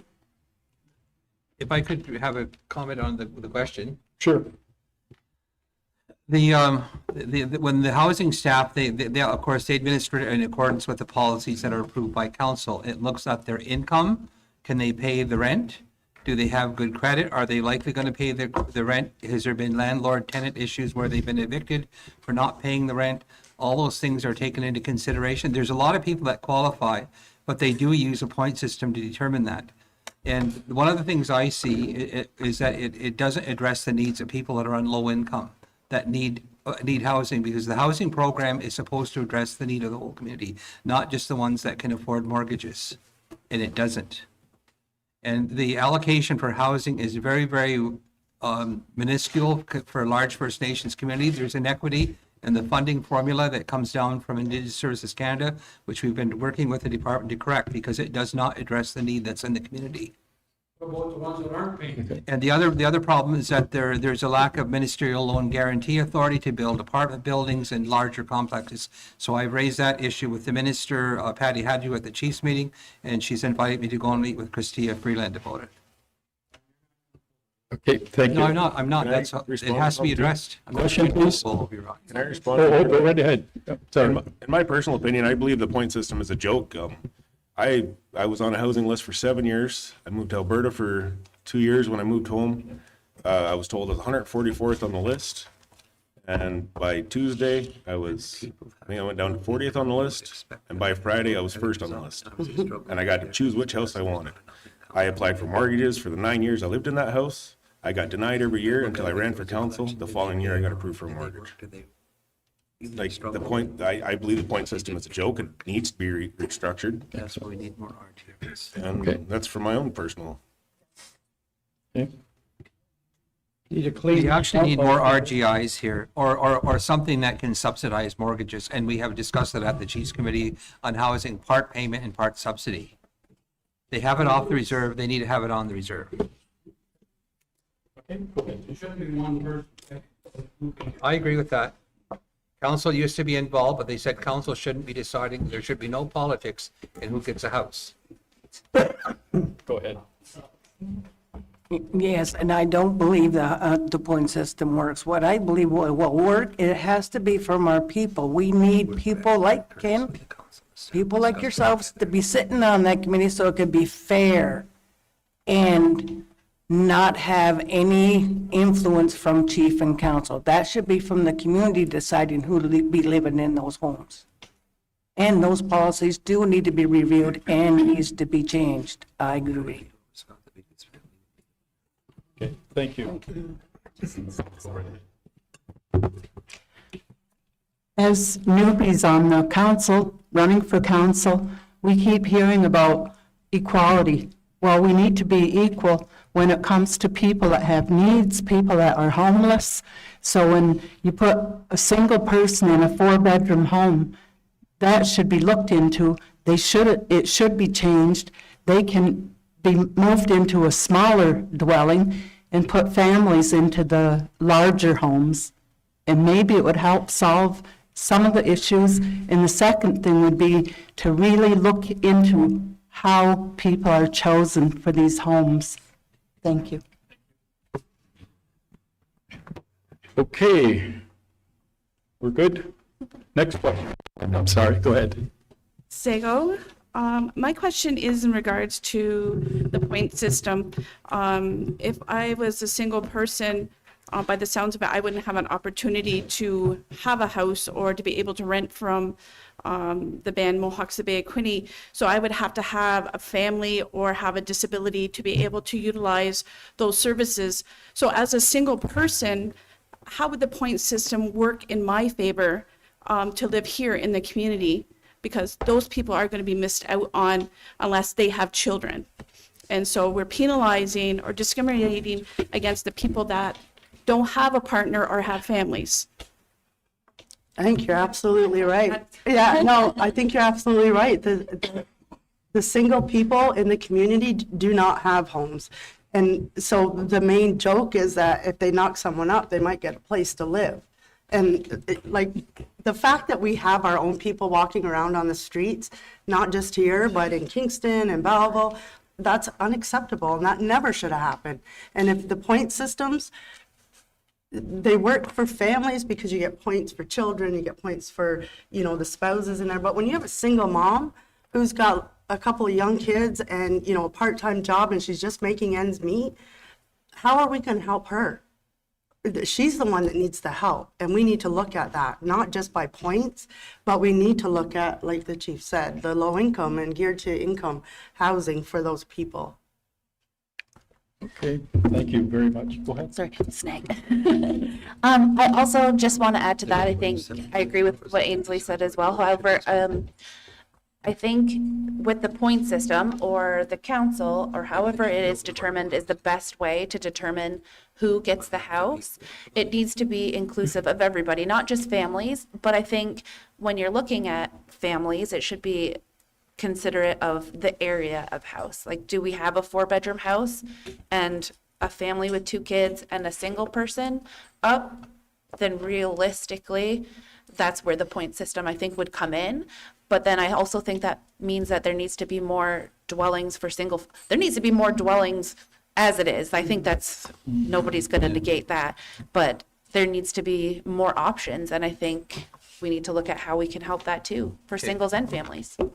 Thank you. Can I speak to that, Peter? Sure, go right ahead. There's about $1 million every year comes back from housing, mortgages and rents, that sort of thing. There's very limited money for housing. These projects will cost millions of dollars. The $27 million that the community is being consulted on, maybe the people should respond by saying, put it in affordable housing for people. But we said we would consult the community on that, and we've done that. There were 965 responses. So most of the people don't even bother to let us know what it is they'd like to see, want with that money. Some of them just said, give me the money. But at the end of the day, the money has to come from somewhere, and you're talking about hundreds of millions of dollars. The One Front Street, Belleville, is 38 apartments. I'll tell you where the money comes from. It cost $4 million. The regional investment plan provided $4,250,000. So the government gave us the money to pay the government for that land. CMHC is giving us $2,850,000 to a corporation, and I've got permission from the president, Richard Summers, to release this information. There was an additional CMHC, so they're going to borrow $8.6 million in a low interest rate loan from CMHC, but recently, DG is getting $285 million for that, and I'm asking them to apply for that to pay off the mortgage. Okay, So we'll own a $20 million asset fully paid for. I'm not trying to be 38 cruel. apartments. Okay, I'm not trying to be cruel, but you have 1 minute to respond to a question that goes out to everyone. And I think that you also have an opportunity later on to have closing remarks, where I think if you want to add those comments or whatever that, but the question is what you're giving to the people are a lot of figures right now, which, where is it? So that's the thing. So I just wanted to be something. I mean, without the grass, most of us don't have it. Don't do. How many houses could you build not put no grass? I mean, why do we have to have something with the fence? I mean, nice little square bungalows, need a grass. Or apartments. How much did you spend there? I mean, everyone in the houses. Okay. Go ahead. I was gonna mention, and I know that, that's a good point. Like, you know where I live, right? So I live beside Dad. I've got just a small little place. It's only 1,000 square foot. I built it myself, right? With the help with family, like we used to do as a community. Everybody lends a hand, come over, build a house, it's all finished. 100,000 complete. From driveway to ditch to everything, totally complete. 100,000, that's it. I don't have a garage there, no. The land was given to my mom and dad. I don't need a garage. Everything's in the driveway. So, but anyway, that's neither here nor there.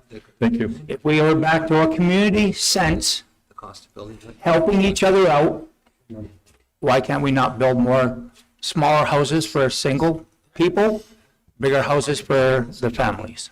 Thank you very much. I think we're going to take a 10-minute break.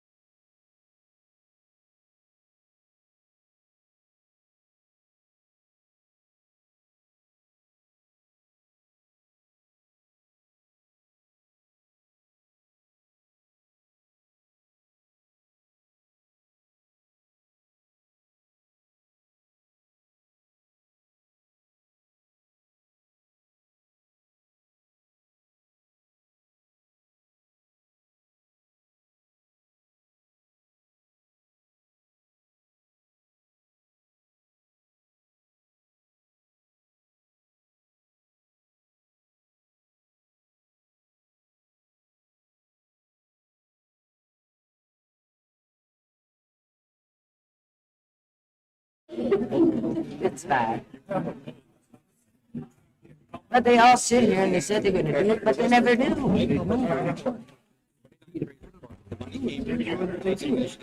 Because the years. And the thing is, see, and it gets in the little running and all that. Information's on the line, so what they gotta do is look And they do what they say. All about them. Last time I was here, the council, on the front they were like, no, he said, I've got a doctor, I got to go to the doctor. So he left, and then he left, those 4 houses that gave their life. I thought they were all dead. They came in, they couldn't make any. But you got it.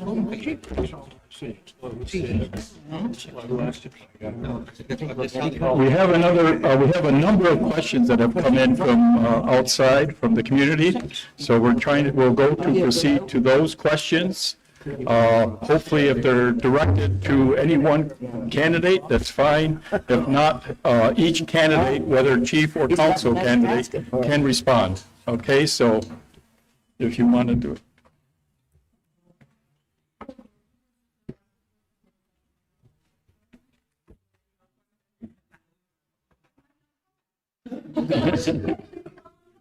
Oh, you want to have a question? Well, go ahead. Most of you know that I'm born and raised here from the community. I want to jump ship a little bit and talk about, my question, I guess, is election reform. So I've pondered for years that I think that it would be really beneficial to have a mentorship program so that when you're coming into council, you can hit the floor running for the people. In a 2-year term, my mother taught me 30 seconds. I'm going to steal her paper. 30 seconds. The question is, I want each one of you to respond to the thought of, the Indian Act says we can have up to 12 counselors, 1 counselor for every 100 people. My brother argued that for years. Yay, we're going to go up to 6. That's great. But keep going. Because the work is so hard and the work demands so much of your time away from your family. What will you do to continue election reform? Thank in you. terms of a mentorship program. Like I was thinking that I'd like to run for chief someday, but I'm too scared because that's a lot that he holds in his brain. Anyway, Nyawa. Yawa. Go ahead. For one, I want to change how the elections are ran. I want to step away from the INAC system and try and lean towards a more of a traditional form of government. It was my dad that fought for 12 counselors for a lot of years, and he spent time in jail for trying to fight for 12 counselors. We do need more counselors, and I think 6 is a good starting point. Let's go to 8 next term. Let's go to 10 the next term. See where it works out for us. Or even go to an odd number of counselors where it's, have 5 or 7 or 9 or. I guess, would that have to be passed by the community? That's the question. I think it would be. Okay. Like a Who referendum. decided that there was going to be 6 this year? Who made that decision? It was the chief. The chief has never wanted more than 4 because that he could control 4. Well, The last time I was to council, right, the 4 councilors didn't say boo till he got up and had to go to the doctors. Then all of a sudden they came alive. I couldn't believe it. Manipulation and control needs to stop. The people need to be heard. You need to be heard. Things need to be done for you. I have affordable housing, $40,000, $38,000 will put somebody in a home with a kitchen, with a bedroom. Yeah. Well, that's a question. Question is election reform. To have more counselors. I think it's wonderful we're having 6 counselors this year. I wouldn't be concerned if there was 8 or if there was 10. We're entitled to 12. Okay, go ahead. But you can manipulate 4. Chris? Peter, Yeah. since I'm being attacked in this meeting, I'd like you to assert some control. That's not what you said that was going to be allowed, and that's exactly what you're allowing. Yeah. No, so go ahead, Chris. All right. I'm really new at this. Very, very new. I've never followed, I voted before, when I was around, and everybody knows that I was missing for a long time. But this is something new for me. I can't really answer that, and to be honest with it, because I don't know about it. Do you think a mentorship program would help you be more prepared to move forward? Any teaching before jumping into a job, yeah, 100% it would. And if we had like a youth council, I know I've been on many reserves, and I visited a lot of places that do have youth council. And a lot of time those council move up to be on council, chief or councilors. Okay, Yeah. next. Peter, could I answer the question? Yep.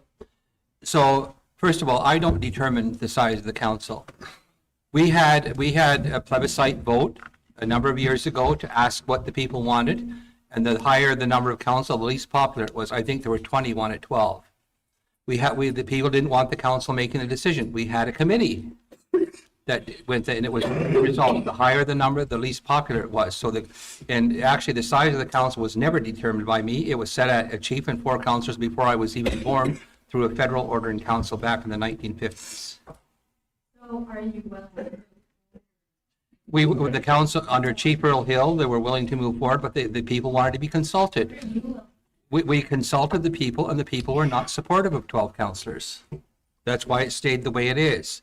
And so there seemed to be an indication about 6, and so the council was comfortable with that. As a matter of fact, I lobbied the federal government to get it in place, so there could be 6 councilors in this election. So I don't like being accused of trying to control the council. The chief doesn't control council. The councilors control the chief.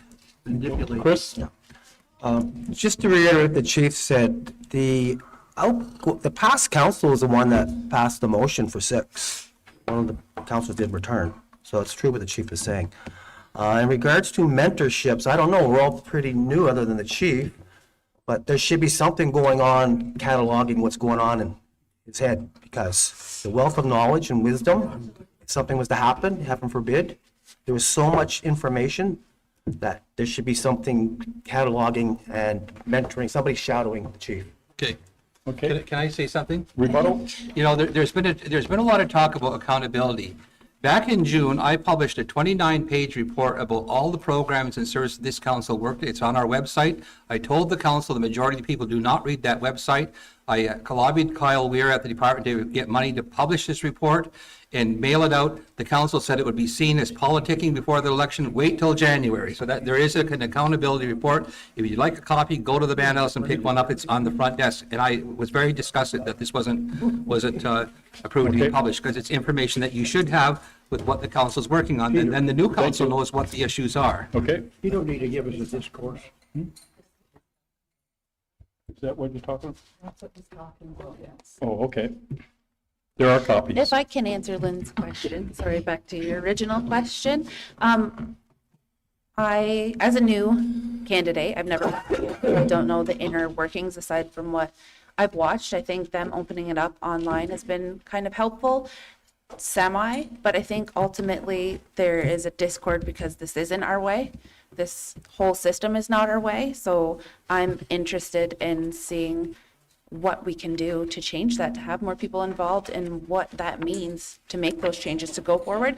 I am new, so at this point I don't 100% have all of that knowledge, but I'd love to hear from the rest of the community and how we can do that and move forward in a better way for all of us. Okay. Why, certainly. Yes, I believe in election reform, and that's why I think that was with our youth. That's how we can build new leaders and help them and encourage them and mold them to be able to stand here and be a counselor or be a chief. And the other thing we also need to look at is not just the people who do a mail-in ballot or come. What about our traditional people? They don't have a say. They need to have a say, and they also need a seat at that table. We need all-round people at to make these decisions. Okay. Yeah. Peter? I think Lynn brings up a good point about more counselors, because when I look at the platforms, they're overwhelming when you look at them. And when you look at the report that the chief mentioned, there's a lot of work for even 6 counselors. So I think it's a great start. And going forward, if they need to keep increasing it, that's up to all the people that have a voice that can fill out the surveys, have some input into what you need us to do. Thank you. I just want to say that, okay, let's try to be kind to one another, okay? It's, let's not denigrate anybody or call whatever past. I heard somebody say before, you know, what's in the past? Well, if you think about it, you're the future. You're going to be the government, the people who are sitting at this thing. So whatever you are going to talk about in your platforms, please do so, you know, follow through. So. Peter, there was a question raised about the 12 houses on the York Road. I chair the Chiefs Committee on Housing and Infrastructure for Ontario, and I'm a member of the AFN committee. We lobbied the government for more money for housing. The response was there was 2 rounds of $1 billion each for housing across Canada, called the Rapid Housing Initiative. The MBQ applied for that program for 12 houses. CMHC provided $5.9 million. The band put in $298,000. A third share for the 12 houses, and the 12 houses were built. There were 6 built on Upper Slash and 6 on York Road. And so that's where the money came from. So for $298,000, we got 12 houses under that program. The infrastructure gap for First Nations across the country is $348.2 billion needed. That goes to, there has to be a memorandum of cabinet where we are lobbying the government for budget 2024 to get more money for housing. Okay, thank you very much, Don. Just anybody else wish to answer on the election reform? I do. Go ahead. Sorry. I do agree that we do need more counselors than 4, and 6 is a beginning, but I think we do need probably 12 to have a fair representation. However, I don't see it as 6 counselors or 12 counselors sitting, all taking on new portfolios. What I would like to see, because more time is spent trying to do the backlogged items from the previous council. I think that if we have 6 people coming in, then we can take 2 or 3 of the 6 to look at backlogged items and try to figure out what needs to be done with them and then bring it forward, while the other part of council is working on the new items that are coming to the table, or the more urgent items that need to be looked at. But I do think that 4 is definitely not enough, and I guess we'll see how 6 works. Okay, thank you. There have been a lot of issues, and I think we are going to hear from people who have also called in or have given us some questions.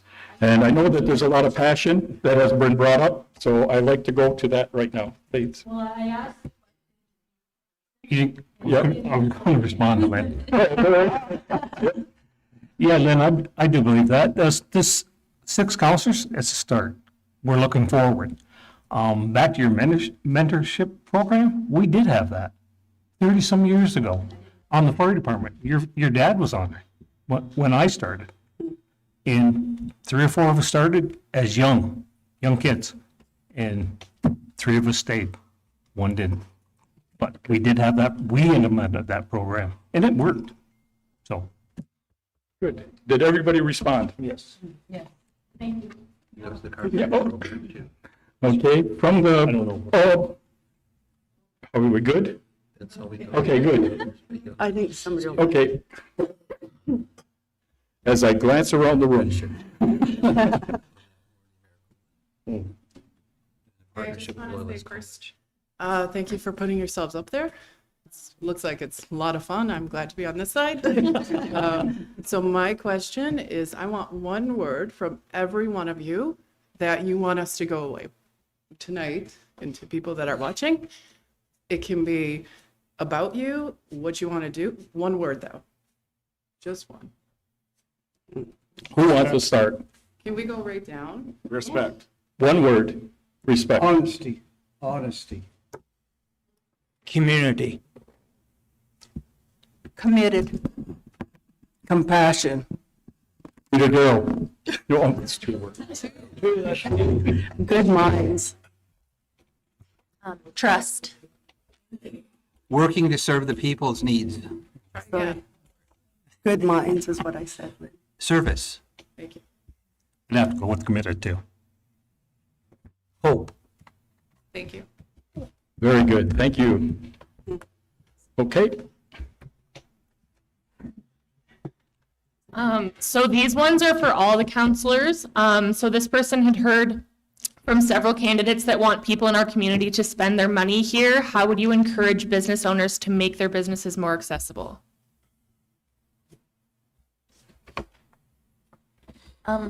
If I can answer that. So there is a lot of funding that I don't think everybody is aware of. So if we could make more of our community businesses aware of these potential options that they could apply for to have their stores retrofitted to become more accessible, if the accessibility is in means of physical, like accessibility, like handicap doors, that kind of thing. So there are options, and then if we can communicate those better, it's a potential there. okay. Anyone? Sorry, can you repeat the question? They had heard from several candidates that want people in the community to spend their money here. How would you encourage business owners to make their businesses more accessible? Council could offer incentives to help retrofit existing businesses with accessibility, like ramps and stuff that's needed for accessibility, I guess. Okay. Next. This is to all the counselors again. How would you encourage our youth to come back to our community to work after they've graduated college or university?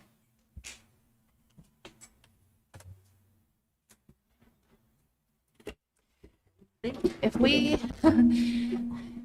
worked in recruitment before, and honestly, one of the biggest things, especially right now, to consider is paying people a fair wage, to pay people what they deserve, not just working on the territory and considering that they are potentially tax-free and then paying them less because it's tax-free, but to pay them legitimately what their job is worth here on the territory, if it's possible. I know the money has to come from somewhere, but an incentive as well if they do commit to coming back and serving their community, but it has to be worth their while with benefits, a safe and happy work environment, lots of different things to consider there.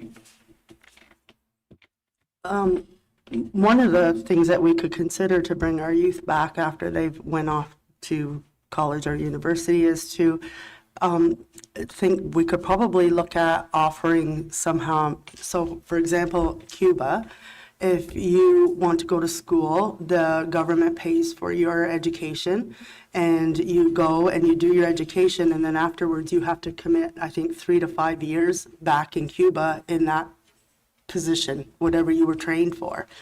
I don't know if there's some way that we can look at. We don't have enough money for tuition as it is for all of our kids.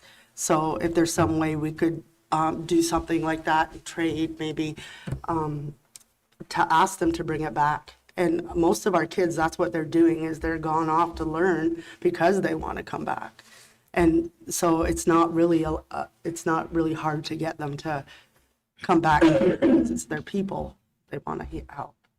Okay. Maybe repeat the question for the rest. The same one, if anybody wants to respond.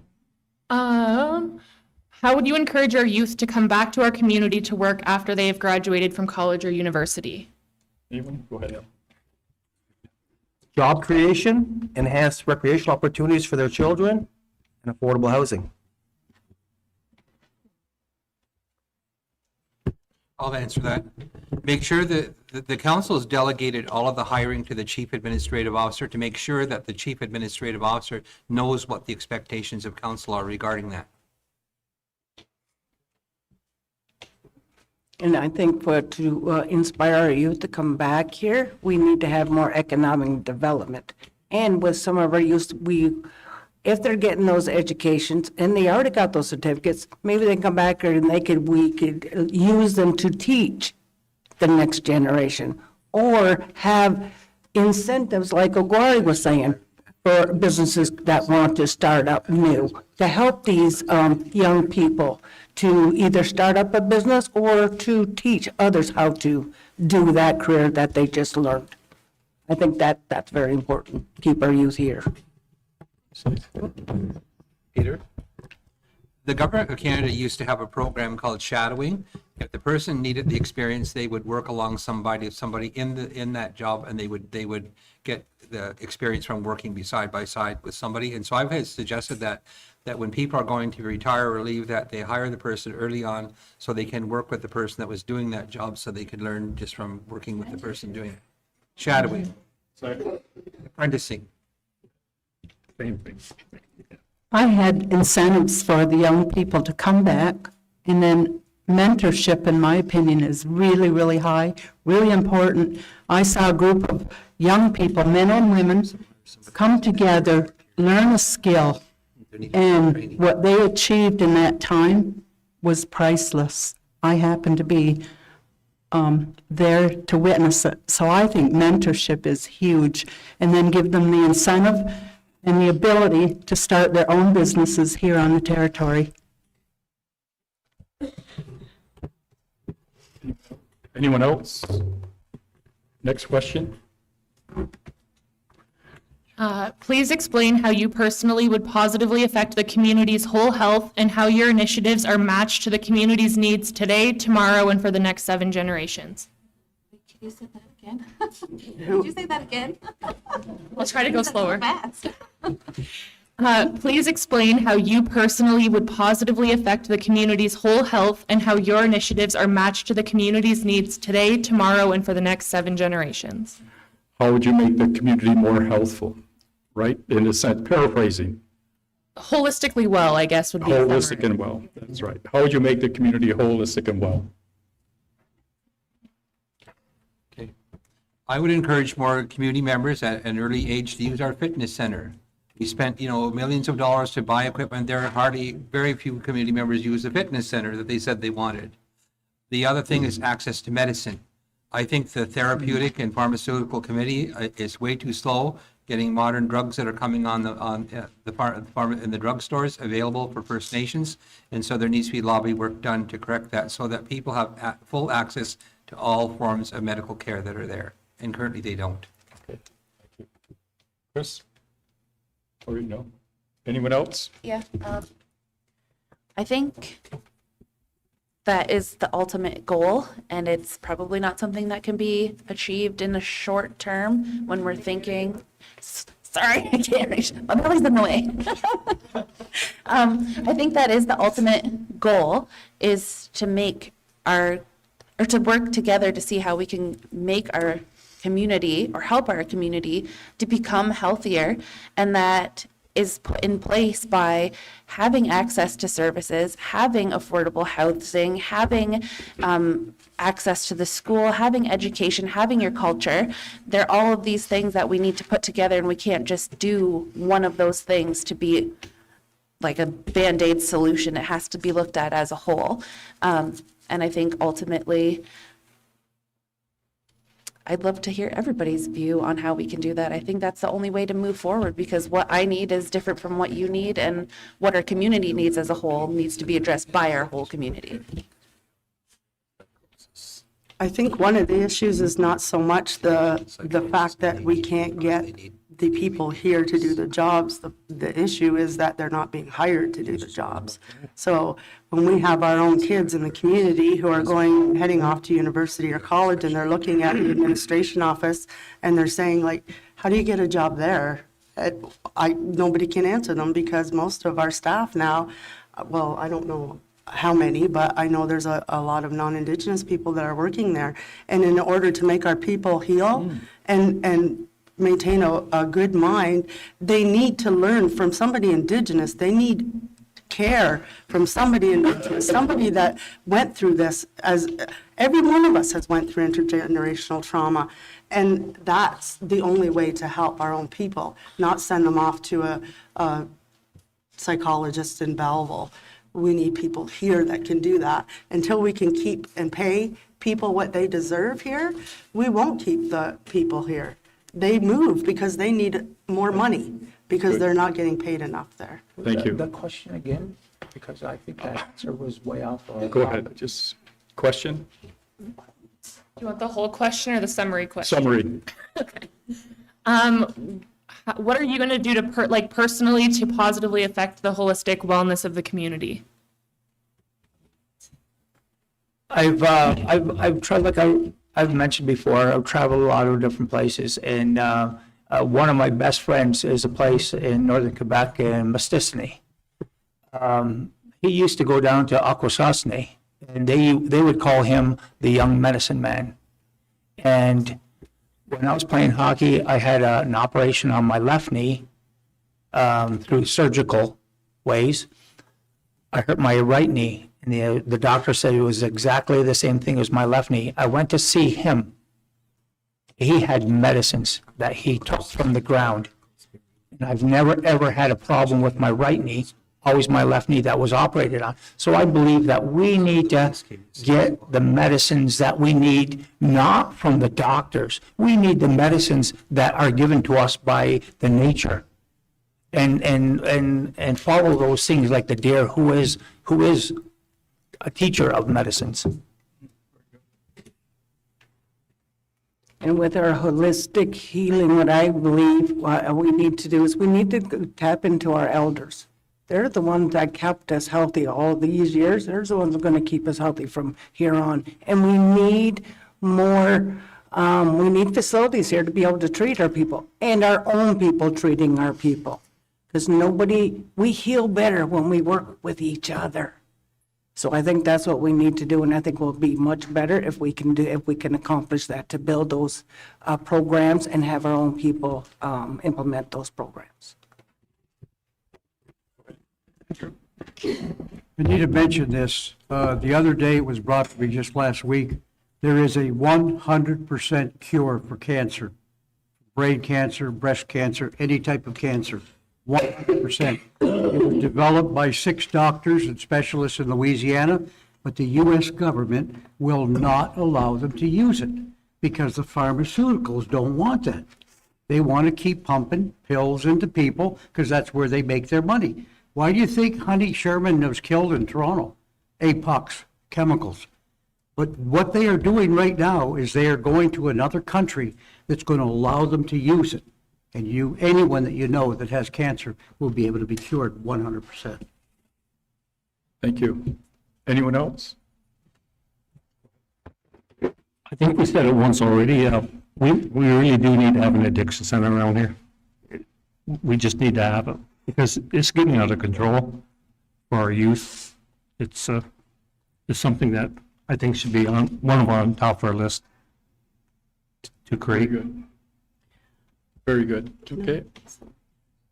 I just wanted to say that we're talking about the health and holistic healing of our people, and we talked about a rehabilitation center, but we're looking at Snake Island, and eventually it will be back in our hands. Why can't we build a rehabilitation center on one end and perhaps a space for land-based learning? I work with daycares, and there's a daycare that has an island, and every morning they take the canoe and the kids out on the island, and they spend the whole day there.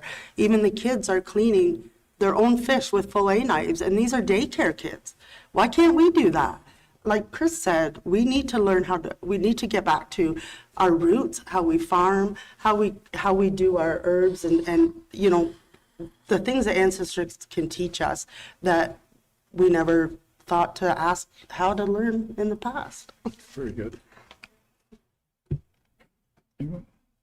Very good. Thank you. Our local child care center has more than twice the amount of scheduled closures as other child care centers in the area. What will you do to ensure that our residents will have similar or comparable available child care? I think that, does this guy get longer? I think that it would start with a policy review. My kids went to that daycare too, so I'm well aware of the problems that there were with the closures and such that they have, and it does make it really impossible for people who don't work here on the territory and have jobs off the territory to kind of fall in line with that and have alternate care. I think there's a ton of things that need to be reviewed so that there is more childcare as well, but I think it would start with policy review and to see what we could change and make it more accessible for everybody. Our daycare isn't currently used as much as it could be. There's so many spaces that are available that I think it's staffing issues that we can't keep the staff. So we have a huge daycare and we have all kinds of people needing childcare, but because they don't have the staff or we can't retain the staff, they're not to their full capacity.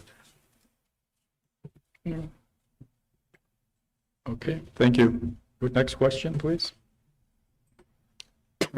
The fitness center currently operates on less hours than other fitness centers and gyms in the area and charges more for membership. Do you think this is good or bad business strategy? And please explain why or why not. Chris, did you answer that one before? The fitness center? Okay, no? Oh, I thought somebody did. Goodbye. Okay. Okay, the fitness center charges more. The one on the territory? Yeah, How can that be fixed? Who owns it? the band does. Administration does. Does anybody want to respond to that one? Oh, here we go. Make a commitment. Yeah. Open at 7 to 8, Monday to Friday, 8 to 1 Saturday. Membership's $30 a month. We do a 10% discount here and there for members. Planet Fitness, 24/7, and I think you get tanning beds, all this other stuff for $23 a month. I just wondering what current candidates think that that's good business strategy.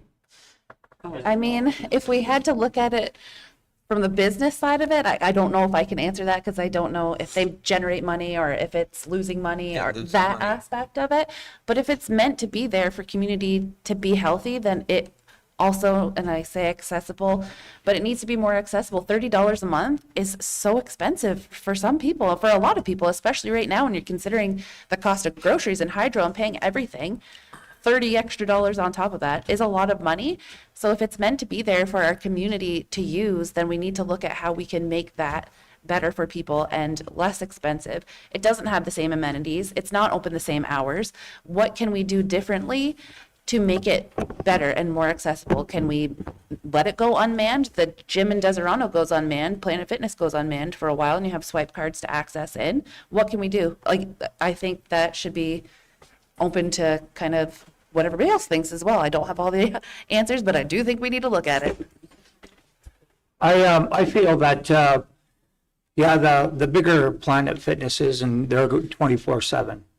I really feel that we should be open at least 7 days a week. Why? Why is it closed on a Sunday? It shouldn't be. Because most people work through the week, they have the weekends off, and if one of the days is closed, well, they can only go one day. Anyway, we could probably have just a test run, a trial for like a month and have it 24/7 and see what, and take note of how many people use it during those hours of the night. I'm almost going to guarantee not very many. So it's not worth having it open particular hours. Just my thought. Well, my thought on the fitness center is that business model is not working. It needs to be revisited, and we need to be competitive with the outside markets that are around. And we need to have some incentives for our elders who would like to go out, and we need some incentives for our youth that would like to go out. Because some of our youth can't afford to be going to no gym. So we should have some incentive programs, and we really need to keep that thing open to be accessible to the community. Like you said, we have a lot of people who work different times of the day. Thank you. Thank you. Anyone else? Good. Next question, please. MBQ administration has been experiencing significant job vacancies. What will you do to alleviate this issue? I think that all of the HR policies and procedures need to be reviewed. I think that in addition to the HR policies, I think that we also have to look at why the jobs or the positions are open. And I'm pretty sure it's all based on the rate of pay, but there could be more that we're not understanding. But I think that,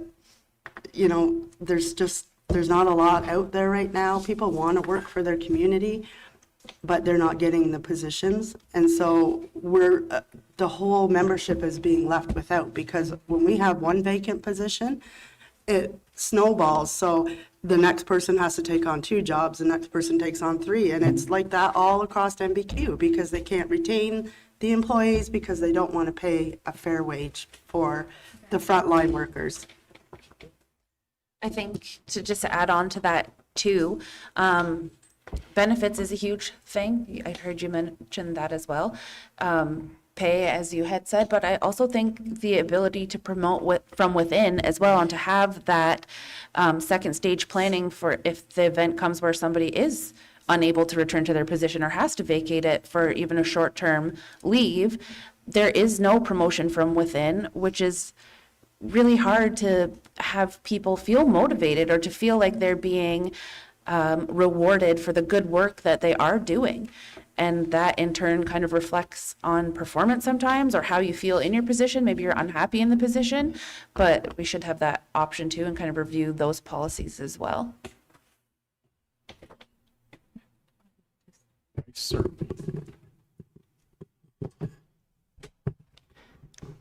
I've listened closely to a lot of the issues concerning all the different jobs that are available, the people that are not there to fill them. And I wondered if it's feasible for each director to meet with council to address some of these issues and see going forward if they can't be rectified in a way that it would be beneficial to everybody, including the directors, the people that work for them, and the community.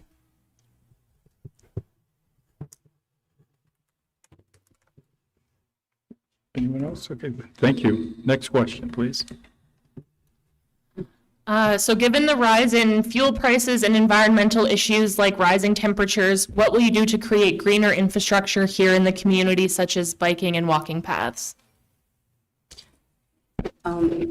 I actually looked into trying to get funding to redo or, I guess, finish any of the trails that we have throughout the community, because there is, I would say, easily 70% of the community owns a side-by-side or a four-wheeler or a bike. And we have so much land and open spaces that we can ride and have the kids. It's something the kids can learn to do as well. But we just don't have the manpower to do it or the money to do it. And Harley Davidson has a fund that you can apply for a community's bike trail or four-wheeler trail. And I think that's something that we should look into, because that is something that during COVID, a lot of people did. They spent a lot of time out on the trails. Thank you. Next, Chris. In many countries, particularly in Europe, Holland, I know they have milder climates, but they bicycle year round, and it's part of their culture that they're on bicycles all the time. We are making some progress and making some safer laneways or pedestrian and bicycle lanes, but much more work has to be done. And then it's another means of transportation. It's healthy. It's potentially safe. Another form of recreation. But I think we really have to move forward sooner than later on having bicycles and pathways, etc. I know our recreation committee member right here brought to my attention, say, there's a transportation fund available closing mid-December. So, hopefully we're going to get an application in, but it should be part of our lifestyle that we're on bicycles and we're walking. When we were kids, you didn't get mom and dad to give you a ride. You get on your bike. Getting back to the basics. So, yeah, bicycling paths, and it's good for the environment. It's good for us. Done? We have a lot of diabetics in this community, and so through corporate sponsorships and community fundraising, we built a pathway between the Bayshore Road and behind the church. A lot of the elders go there and walk there, but that's not been maintained since it's been built. And so and I think a lot of the roads are very, very busy. There could be sidewalks put along the roadway to make walking safe. And walking is very good for diabetics and children to ride their bikes, so they're not on the road in danger of getting hit with cars with busy traffic. And there was a program for trails. I did send it around the staff. I don't know whether or not they applied or not, but there was a program just this past summer to make improvements. Okay, thank you, Don. Yeah, I feel the need for a more healthy lifestyle, like as we're talking about bicycle paths. A lot of the lands here in the community are privately owned. Each and every one of them would have to be approached just to find out if we could put a path through their property. Some may disagree with it. So where does that leave the bicycle paths? I know all about the bicycle paths in Holland because I lived there for 6 years. Anyway, it's a lot to think about. We could start off with in the recreation grounds just down to the east here, maybe start off with a trail around it as a start. Why can the community not go walk around a track at the school like some already do? Okay, Okay, thank you. thanks. You have a question? Yeah. I worked for the health center years ago, and the lateral violence that I experienced has really discouraged me to forever applying for an MBQ job. So and I know that goes on still to this day. So we're talking about encouraging our people that have gone away to school to come back. How are we conquering the lateral violence that goes on within MBQ?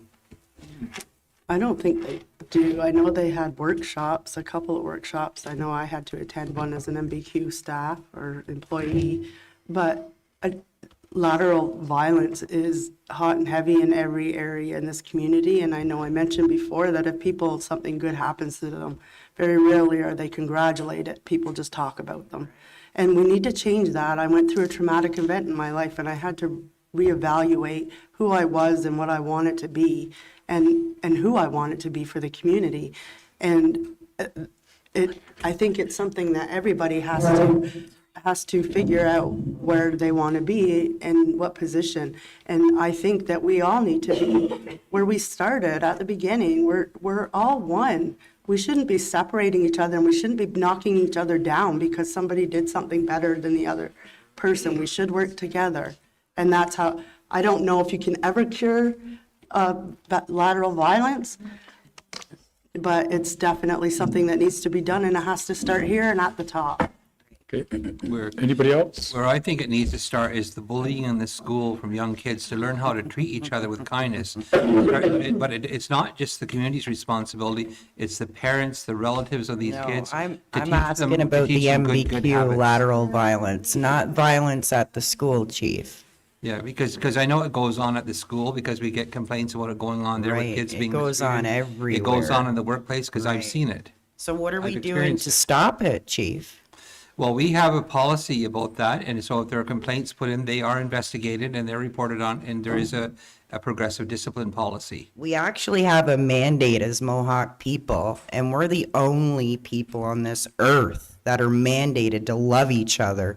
But because we're all day school survivors, and $10,000 didn't cure that. So what are we doing to support each other? Of course the children are beating each other up at the school. Look how the parents are acting. Look how the adults are acting. Look how MBQ's operated. How are we changing that? Well, again, everybody has to model the good behavior because Right. the children learn from the adults in their community. Right. And they pattern themselves off of what they see and what they hear. Right. Okay, anybody else? Right. It's clear that the land, the band, and the vision is very important to all of you people. And because of that, there should be a general council every 3 months so that you can come and discuss the things that are concerning you, and they then can be dealt with. But if it goes on for years, you don't know what's going on, that's no good. Yeah, with the lateral violence that goes on, and I understand what you're talking about, I've been there, I had it happen.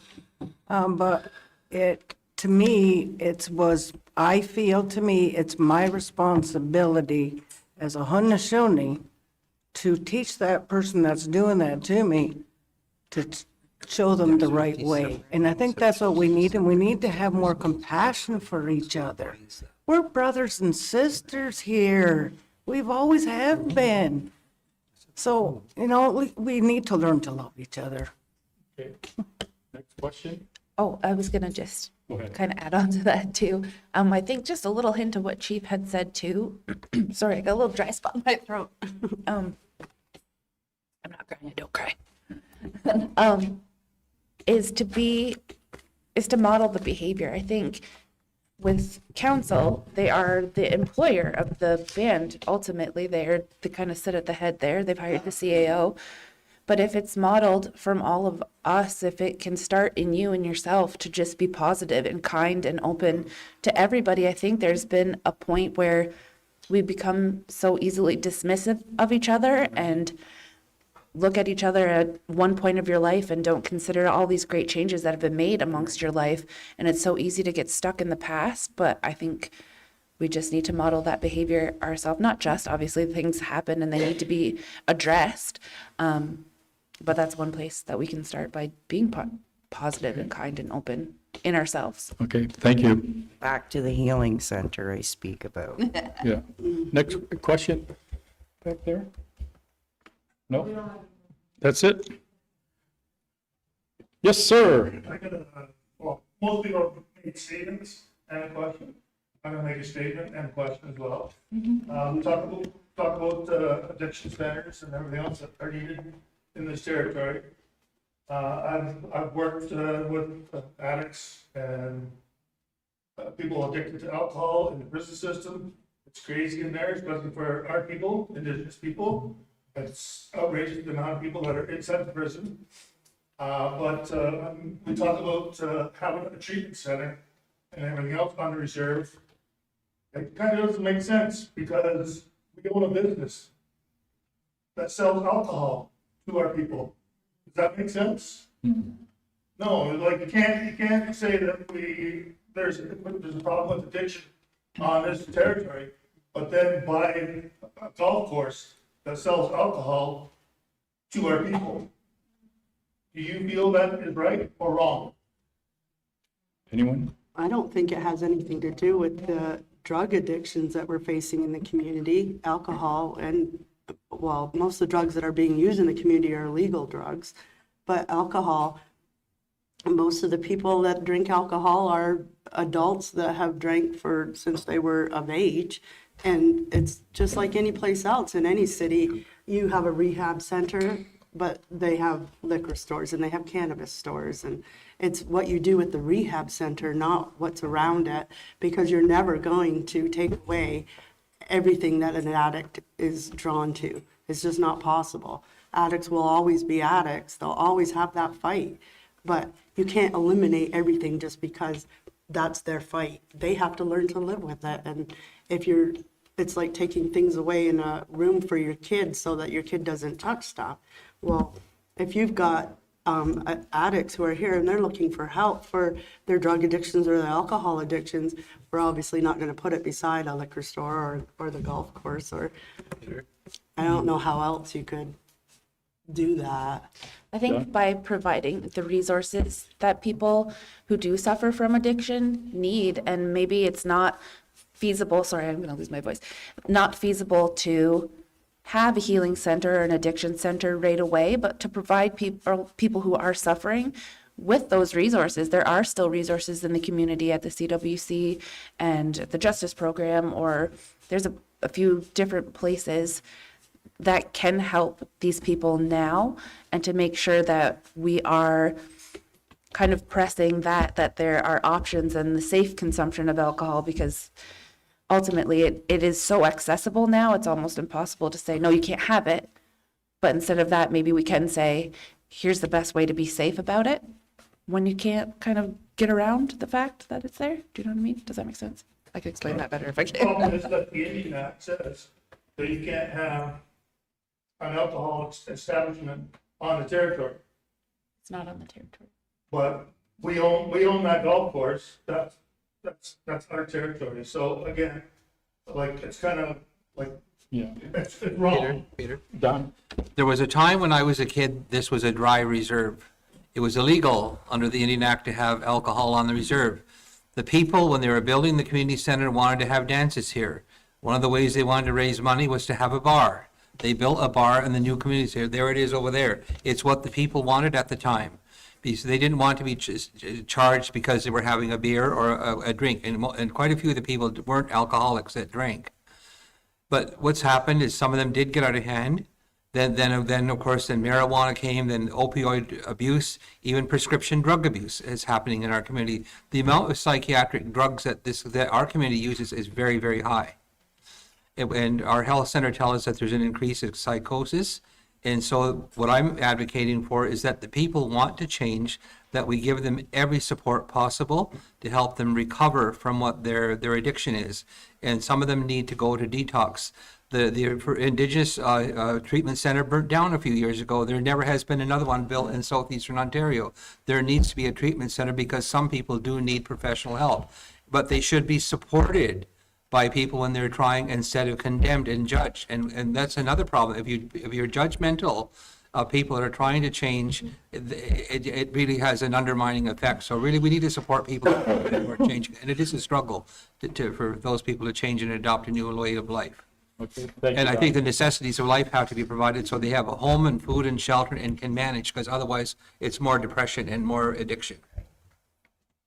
Anybody else? I can follow up on the comment here. We're not just selling alcohol at our golf. You can buy alcohol at a number of the pot shops around as well too. So just for that information. Not to mention the Mohawk Fair.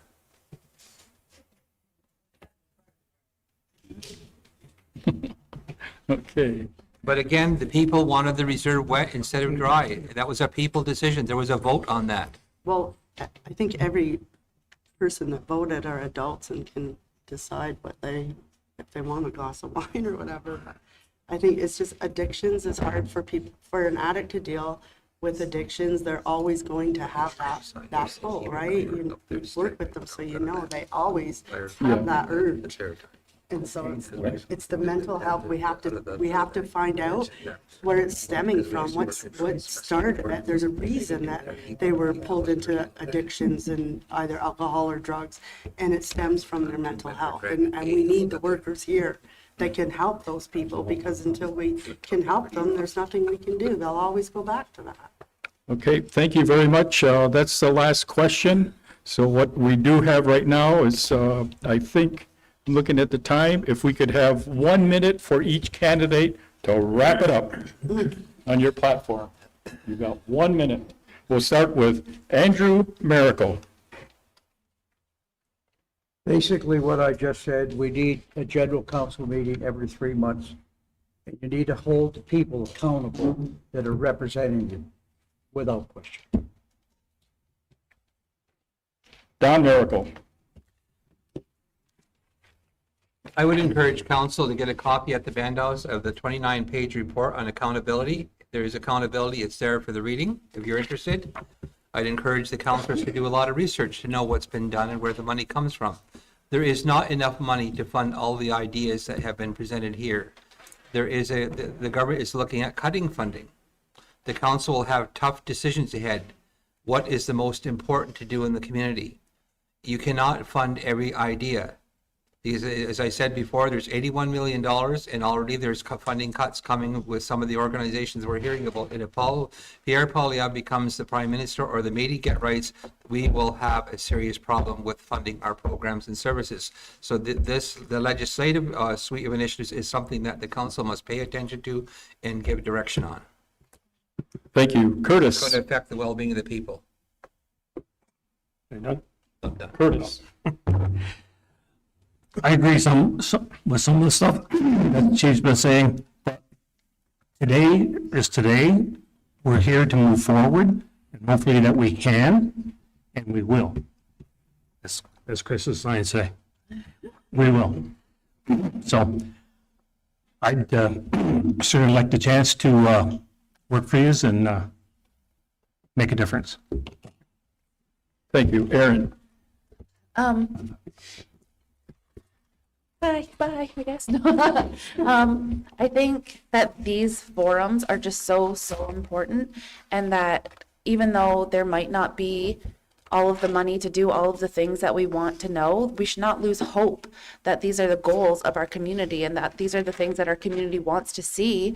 So we should take these and we should move forward with them, and we should keep those in our minds at all time when decisions are being made for the community on behalf of the community, without consultation occasionally, hopefully not going forward. But we need to keep the mind of this community as one and take that with us as we go forward. How do we keep this going? How do we keep this ball rolling with each council every year to keep these things that the community wants in mind every year? I think that's the most important thing. And thank you, Aaron. 10 seconds. For me, from Akwesasne, I say Okwali. Okwali. That's close enough. In my closing, I guess. Yep. The ultimate voice is the people's. If pick who you want to represent you. We can all come up here and make promises or say what we want to work towards, but we need a group effort. Deganawida told us, you have one arrow. I think it was Deganawida. I could be wrong. You have one arrow. It's easy to break. You bundle 5 together. You can't break it. Everything has to be a group effort, and I want the backing. I want to be the voice for the community. I want to give them what they want, what they would like, I guess. Thank you. Chris Brandt. Stand up, there's just to stretch my legs a little bit. Anyway. But I heard it from everybody here, and it's my thinking, okay? Team. We have to be a team, and not just the councilors, the chief and council, but the community. And that's the one word, what we were asked for each one of us to say one word. I chose community. And listening to everybody speak, they all talk about the community. It has to be the community to be a part of the team as well as us. We all have to be together as one, brothers and sisters. Now, thank you very much for the opportunity, and I wish everybody up here all the success with the election. Chris Miracle. So now more than ever, we need people with courage, integrity, maybe a little bit of wisdom. I promise you I'll never be a status quo thinker. I will fight for your rights, and I will never forget our 7th generation teachings. December 2nd election, please. Linda. Right here. Linda. What you looking at, Linda? Okay. Linda, how are you? Linda, I'm sorry, Linda. Yeah. I was gonna sit on your lap. No, okay.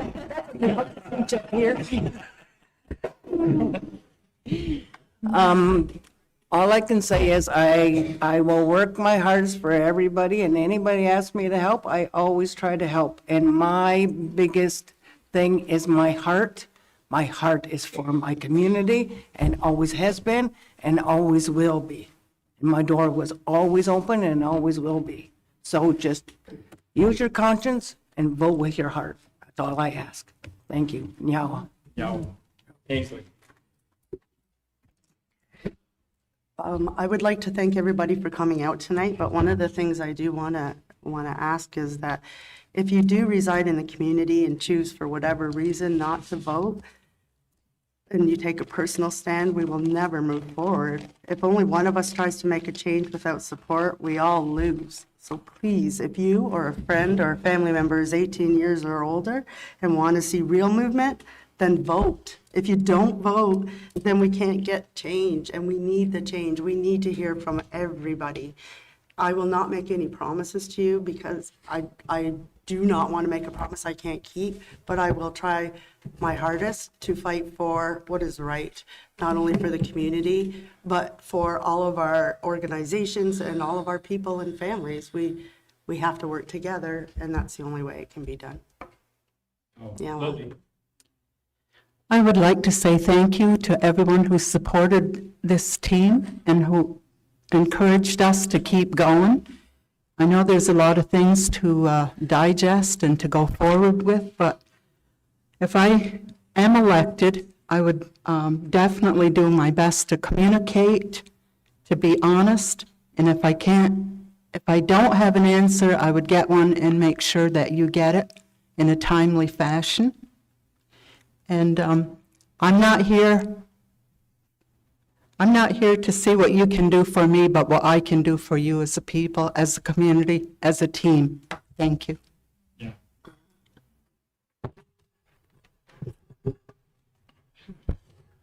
I want to thank everybody for showing up, questions from the community. It's always an educational process for me, and I've learned a lot about Tyne-Tenega. There are issues, definitely. We know there are issues. In every other community, there are issues. But what you have been brought forward is that the courage to sit here, talk, answer questions, and I really wish the best to all of you. Much success. I know there are only going to be 6 council and 1 chief, but you all did an admirable job. So for you, great job. Thank you.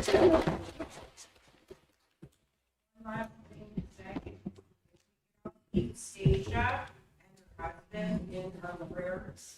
They are going through a very critical time in their life, and I think we could reach out and show them some support and some love. Excellent. Thank you. The what? Okay. Could you just, if you want to elaborate on that, you got the microphone, just elaborate.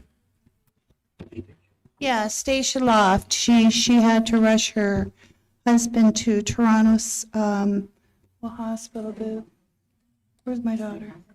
St. Michael's, thank you. And he had a massive stroke, and she's not been sent flowers. She's not been sent any phone calls whatsoever. I've been sending her healing messages, and I've been praying for her and her husband.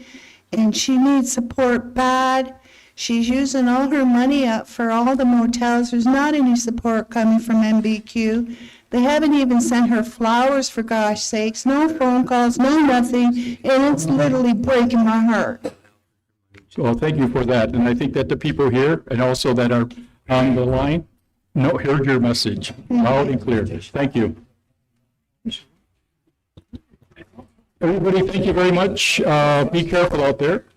Safe driving. It was really nice.